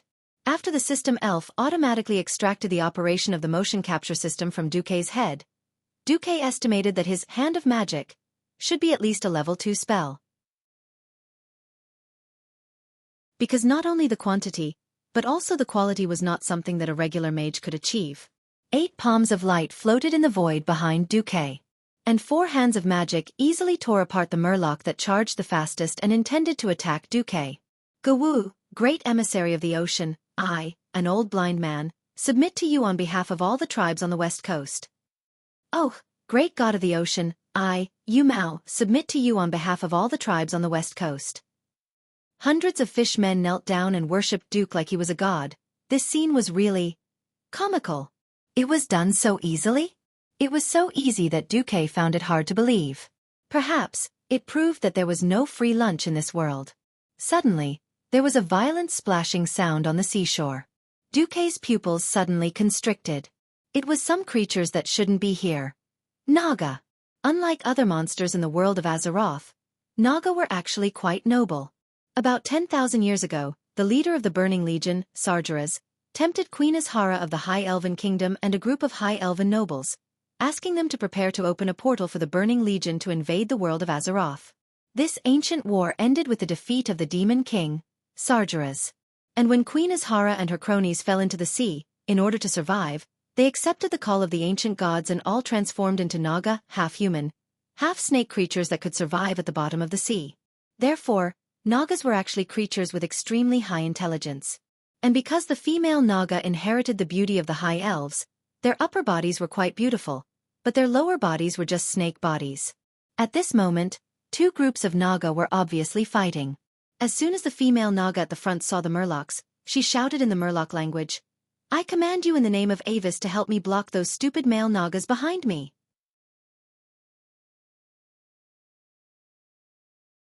Chapter 43. What the hell was Avis? Duque didn't know. But he could guess that since the Nagas all originated from the High Elf Queen Azhara and her immediate nobles, this should be the name of a more noble clan among the Nagas. Needless to say, as soon as this name came out, those stupid Murlocs all shivered as if they had pissed themselves. They all looked suspiciously at Duque, the emissary of the sea. Humph! Duque snorted coldly. He didn't know why the Murlocs were worshipping him, but most of it had to do with the hand of magic he had created. Wasn't it just a competition of hands? Come on. Who's afraid of who? Duque raised his hand, and the system elf linkage was immediately activated. Although Hand of Magic was a level 2 spell after being strengthened, the energy consumption and requirements of this spell were all mediocre level 0 spells. There was no burden at all. In the blink of an eye, 108 hands of magic that were flashing with blue arcane radiance floated in the air neatly in the mysterious formation of wings. His aura was definitely top-notch. The only thing that made Duque dumbfounded was the gestures of these hands of magic. Why the hell were they all raising their middle fingers? What was a forest of middle fingers? This was a forest of middle fingers. The shining middle fingers exuded supreme disdain and contempt. Hey! What's going on? Why are they all middle fingers? Duque roared at the system elf in his heart. This is the gesture I detected the most from the host, and I accidentally automatically set this as the starting gesture for Hand of Magic. Change it. Change it all. From now on, ordinary palms will do. As you will. Fortunately, the international gestures didn't seem to work here. Neither the Murlocs nor the Nagas understood it. However, the Murlocs perfectly misunderstood the gestures that Duque made. After being the servants of high-level aquatic creatures for more than 10,000 years, the merfolk didn't remember many things. However, there was one type of hand gesture that they had to remember. The direction that the leader always used his finger to point in, that could only mean one thing: you scum, attack. Gaga gaga la la la lo, this sea god has more hands. He's the real one. Kill the low-level imposter. A 6-armed Naga is more awesome than a 4-armed Naga, and an 8-armed Naga is more awesome than a 6-armed Naga. In any case, in the simple minds of the fishmen, whoever had more hands was the boss. Duque had 108 hands on his side. Duque was definitely a genuine ancient sea god. Regardless of whether Duque believed it or not, the fishmen believed it.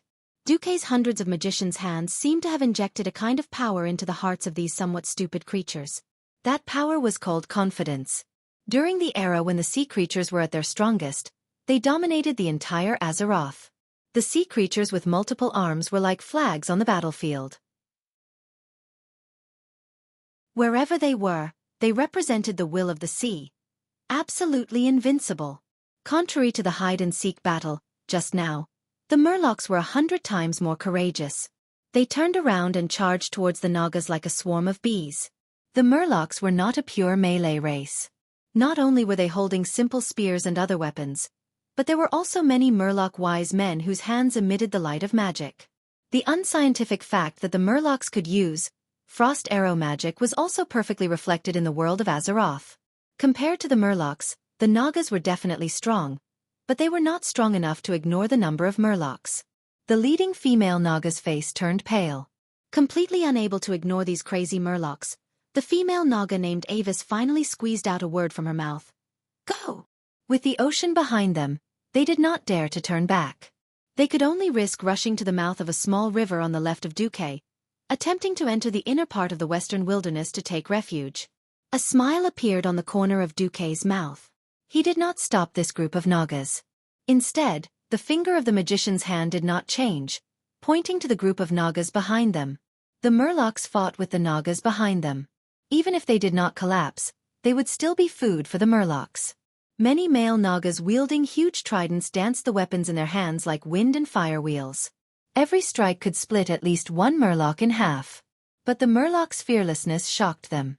Once upon a time, as long as one of the Murlocs was lightly stabbed, the rest would die and run away screaming. But now, although fear and panic could still be seen in their eyes, it could clearly be felt that they were dominated by a darker fear and a stronger will. All of this obviously originated from the human on the beach with many palms of light floating around him. How dare you! A mere human dares to command our Naga servants to attack us. The largest Naga leader was furious. Completely ignoring the frost arrow of the Murloc wise man, he suddenly waved his trident and swept it 3 times in a row, dyeing the surrounding sea red with the blood and internal organs of the Murlocs. He fiercely swung his long snake-like tail, breaking open a clear white wave mark from far to near on the rippling blue sea surface. In just 20 seconds, he killed through the entire line of Murlocs, killed his way to the shore, and rushed to within 10 steps in front of Xueqi. Insignificant human! Pay the price for blaspheming the god of the sea. The price is your life. Xueqi was actually very weak at sea battles. If it was swimming, he was a piece of trash who could swim 50 meters in the pool by himself, and any further would be like playing with weights. Why did he sink into the water? But the Nagas on the shore. Haha! The male Naga who was so mighty just now, with a, "There are tens of thousands more like me," look, suddenly panicked. He felt the water around him evaporating at a high speed. Dasong's scorching furnace. Activated. Almost in an instant, the originally hot and humid beach under his feet turned into a dry and blazing desert of death. The scorching hot sand stimulated his snake abdomen, which did not have much protection. The sudden increase in temperature made him panic. The water droplets hanging on his scales disappeared with a sizzling sound, leaving a large burn mark on his scales. It was as if there were tens of thousands of invisible little hands, forcibly digging out every water molecule in the gap between his scales and even on his skin. He could clearly see his bulging body rapidly shriveling up. The water that he relied on the most for survival was being forcibly taken away, and his whole body seemed to be in a burning hell of despair. He panicked. No, what kind of sorcery is this? He screamed while trying to throw the trident and stab Xueqi to death with one move. It was useless. Dozens of blue light hands appeared in the void, pulling him before he could throw the trident. A strong force came from the palms, as if there were dozens of adult strong men holding him down. He was shocked to find that he could not move. Chapter 44. Under the awe-inspiring gaze of hundreds of Murlocs and Nagas, Xueqi slowly walked up to the Naga leader, raised his right hand gently, and spoke in the clearest Murloc language. "As the price for offending me, I will now punish you with 100 hands of dismemberment." In the next second, nearly 100 hands of magic swarmed forward. The fingernails of these hands of magic, which were shaped like human palms, suddenly sharpened and lengthened, becoming similar to the claws of demons. Every finger was a fatal iron hook. The dark gray scales of the Naga leader were dug off piece by piece and discarded on the beach. His thick and tight skin that ordinary human daggers couldn't pierce was torn off, revealing scarlet muscles and tendons. This wasn't the end. The torture continued. Every piece of muscle, every tendon, had been ripped out alive. Hearing the Naga leader's never-ending screams, both the Murlocs and the Nagas stopped fighting. They watched the massacre in horror and bewilderment. Even Xueqi himself didn't notice that his expression was so cold at this moment, as if what he was dissecting alive was not a huge humanoid creature that was twice his height, but a live fish. The Naga was very tenacious, and as the male leader, His physique was the strongest in the clan. So, he suffered extra pain. He wailed for a full 5 minutes before he died completely. During this time, the Nagas behind him had already retreated to the depths of the sea without a sound. Only hundreds of murlocs were still crawling near Xueqi in awe. When Xueqi came back to his senses, he was shocked to find that the most majestic Naga had been killed by him. I did this? Xueqi was also surprised. Host, to be precise, you did it when you entered the cold mode just now, the system elf reminded Xueqi. This is the complication of losing my moral integrity? When one's humanity is lost to a certain extent, it is indeed easy to have various mental states. But in the mode just now, your casting speed increased by 45%, and your spell strength increased by 32%. If you encounter a strong enemy in the future, I suggest that you enter this state by force, host. Are there any sequelae? Not yet. All right. I'll consider it. After the fight, Xueqi was a little hungry. His stomach made a grumbling sound. Then miraculously, the leader of the murlocs named Yumao presented his treasure. Well, it was a fresh, live fish. System notification. Murloc leader Yumao hopes that you can enjoy fresh silver-head salmon in front of everyone. If you do this, it will help increase the loyalty of these two merfolk tribes. Xueqi was a little embarrassed. If he remembered correctly, fresh silver-head salmon was a specialty of Stranglethorn Vale. Stranglethorn Vale was in the southern part of the western wilderness. As the leader of the murlocs, it was not strange for Fish Spear to be captured. Looking at the pitiful eyes of the fishmen, Xueqi gave in. In any case, salmon was salmon. It wasn't the first time he ate salmon raw. It was a pity that there was no soy sauce or wasabi. Wait a minute. There was wasabi too. Not far from Xueqi saw a pile of weeds that the murlocs had gotten from who knows where. There was horseradish among them. After all, horseradish was wasabi after being dried and ground into powder. They usually grew in places like valleys and rivers. Taking the horseradish directly and skipping the grinding step, Xueqi took out a knife and ate it raw. Xueqi did not know that this scene was seen by the group of Nagas who had just run to the river. Due to the distance, they could only see Xueqi make a few gestures on the bloody male Naga, then eat the raw fish. Blarg! A Naga vomited. Devil. This human is definitely a devil. Not only is his magic power extremely powerful, but he also calculated everything accurately. He is also a terrifying existence that dares to eat raw Naga meat. The leader, Avis, was trembling all over. Ooh. Suddenly, not far from Avis, there was a murloc's cry. Not good. I've been discovered. It was too late to silence them. The entire murloc tribe was in an uproar. The murlocs who were eager to curry favor with their new master, Xueqi, had already surrounded the Nagas. Unlike the last time, there were no other targets to help them divert the murlocs' attention this time. Moreover, they had personally proven that the river was a dead end. Xueqi smiled. It was absolutely normal for this group of Nagas to be unable to escape. In the entire western wilderness, except for the large river that separated the elven forest and the western wilderness that could be called a river, all the rivers that extended to the sea were small rivers. Not far from the shore, it would become a narrow underground river. Nagas and murlocs were both aquatic creatures and could not go too far from the shore. After leaving the river, it was the wasteland of the western wilderness and all kinds of monsters. Just now, there were already many corpse shredder birds and vultures circling in the sky. It could be said that this group of Nagas had just run into a dead end by themselves. Naga Avis, are you going to put down your weapons and come over, or should I let the murlocs carry your bodies over? Xueqi spoke in the common human language, but he knew that the Nagas would definitely understand. The Nagas, who were born as high elves, were also very talented in languages. Avis bit her lip fiercely. The situation was beyond her control. In the end, she threw down the scepter in her hand and allowed the murlocs to rush forward and carry away her and her subordinates' weapons. Most of the wounded Nagas stayed a few dozen steps away. Only Avis was brought to Xueqi, who was sitting on a boulder on the beach. Not daring to look up at Duke, who was on the boulder, Avis glanced at the male Naga who was torn apart alive not far away. He retracted his gaze as if he was startled. He crossed his 4 smooth arms and bowed. Respected human powerhouse, Vara Ferlin Avis pays her respects to you. Ferlin?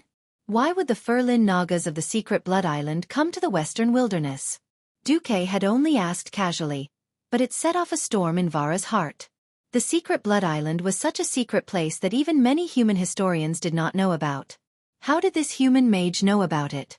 All of a sudden, Vara had the terrifying illusion that all her secrets had been seen through by Xueqi. We are exiles. Exiles. Exiles were the pitiful creatures who had been abandoned by their tribes and could only fend for themselves. Those who did well were like the high elves of Xueqi Salis, establishing a new territory and making a name for themselves. Those who did poorly were like Vara in front of him, being hunted down everywhere. May I know your name, sir, and how will you deal with us? Me. Initially, Xueqi wanted to say it directly, but on second thought, he was a human, and a little mage with no reputation at all. It did not seem right for him to take in a large number of alien underlings at this time, so he randomly made up a name. I am the hundred-handed death god Hua Jia. You can call me Lord Hua.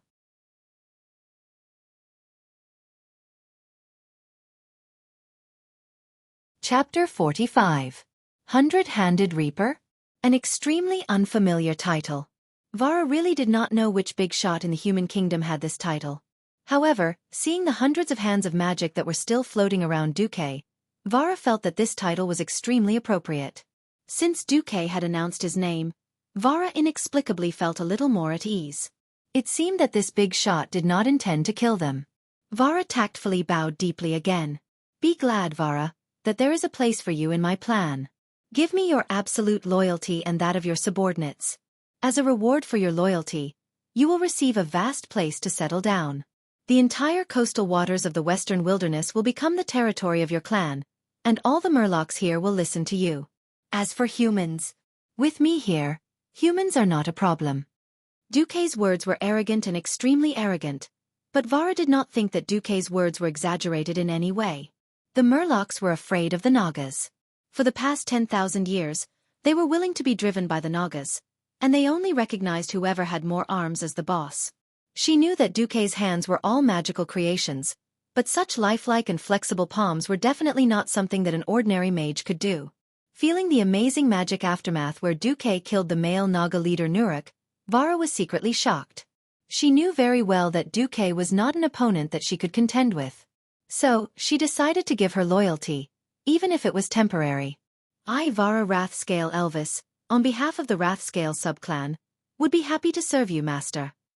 Vara waved her hand and said a few words to the 30 or so clansmen in the Naga language. Suddenly, all the Nagas knelt to Xueqi. Get up! As Xueqi spoke proudly, hands of magic, twice as many as the Nagas, held their elbows and helped them up. For a moment, all the Nagas' expressions changed. After all, they did not see how powerful Xueqi was. Only the many murlocs were willing to be driven by Xueqi, and the corpse of Nuruk, who was chasing them, could serve as proof. But at this moment, the invincible power of Hand of Magic made them shudder. A pair of hands made of magic energy actually had such power. This power could be used to lift them up or strangle them to death. The Naga's reverence for Xueqi deepened. Xueqi felt that something was missing after confirming the status of ruler and subject. He suddenly remembered the soul imprint that Medivh had left on his chest. System Elf, can I create a soul imprint similar to Medivh's? According to my calculations, you don't have enough magic power to leave an imprint on the other party's soul in a state of resistance. On the other hand, if the opponent doesn't resist, the mage's mark is just like a level 0 spell. Can you add some material? The system elf instantly understood Xueqi's thoughts. Sure. At this time, Xueqi's right index finger shone with a cold white radiance. That was the radiance of a spell of ice energy. Vara, open your heart, I have something to bestow upon you. Now that it was Xueqi who had the final say, Vara certainly did not dare to resist. She swayed her long snake tail and came in front of Xueqi. Although Xueqi's movements seemed to be full of flaws to Vara, he did not even have the most basic mage shield. She clearly felt that she could kill this human who was about to enslave her in one hit, but Vara did not dare. The hands of magic floating around Xueqi were so elusive that she really did not know how powerful these hands of magic were. She stepped forward respectfully, closed her eyes, and let Xueqi's fingers touch the center of her eyebrows. As the white radiance passed through her eyelids, it became brighter and brighter, almost to the point where Vara could not bear it. A chill penetrated from the center of her eyebrows into Vara's soul. Ugh! The feeling of coldness was so strong that it almost melted Vara's brain. Vara immediately realized that this was not an ordinary mage's mark. Not only did it invade her soul, but it also stuck to all of her magic circuits. It's over. This time, she really had to be loyal to this little human to the death. At this moment, Vara finally extinguished the last of her little rebellious thoughts. As if in response to Vara's newfound loyalty, Vara suddenly felt a sense of enlightenment. She could clearly feel that her ice spells had been significantly improved. It was not the kind of forced increase in power that would have side effects, but a simplified model of the more perfect use of ice spells, imprinted in her soul. In the future, as the years passed and her strength grew, the power of her ice spells would also increase proportionally. This great power. Looking at Duque's young face, Vara could not believe that this was Duque's doing. Duque actually imprinted the meta-magic expertise that only he could comprehend on his own to her. Vara looked back at the surface of the water and saw the bright emblem on his forehead. It was a black emblem with the skull of the Grim Reaper in the middle. Beside the skull were countless mages' hands that were faintly visible. It really was the emblem of the hundred-handed god of death. Vara no longer had any other thoughts and bowed deeply.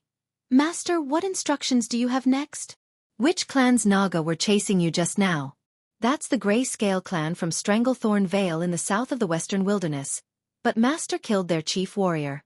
I'm afraid they won't dare to come until we find strong reinforcements. And it will take at least 2 months for Stranglethorn Vale to come here and back, so we shouldn't have to worry about the Grey Scale clan in the short term. All right then. Raven pointed to the huge one-eyed murloc.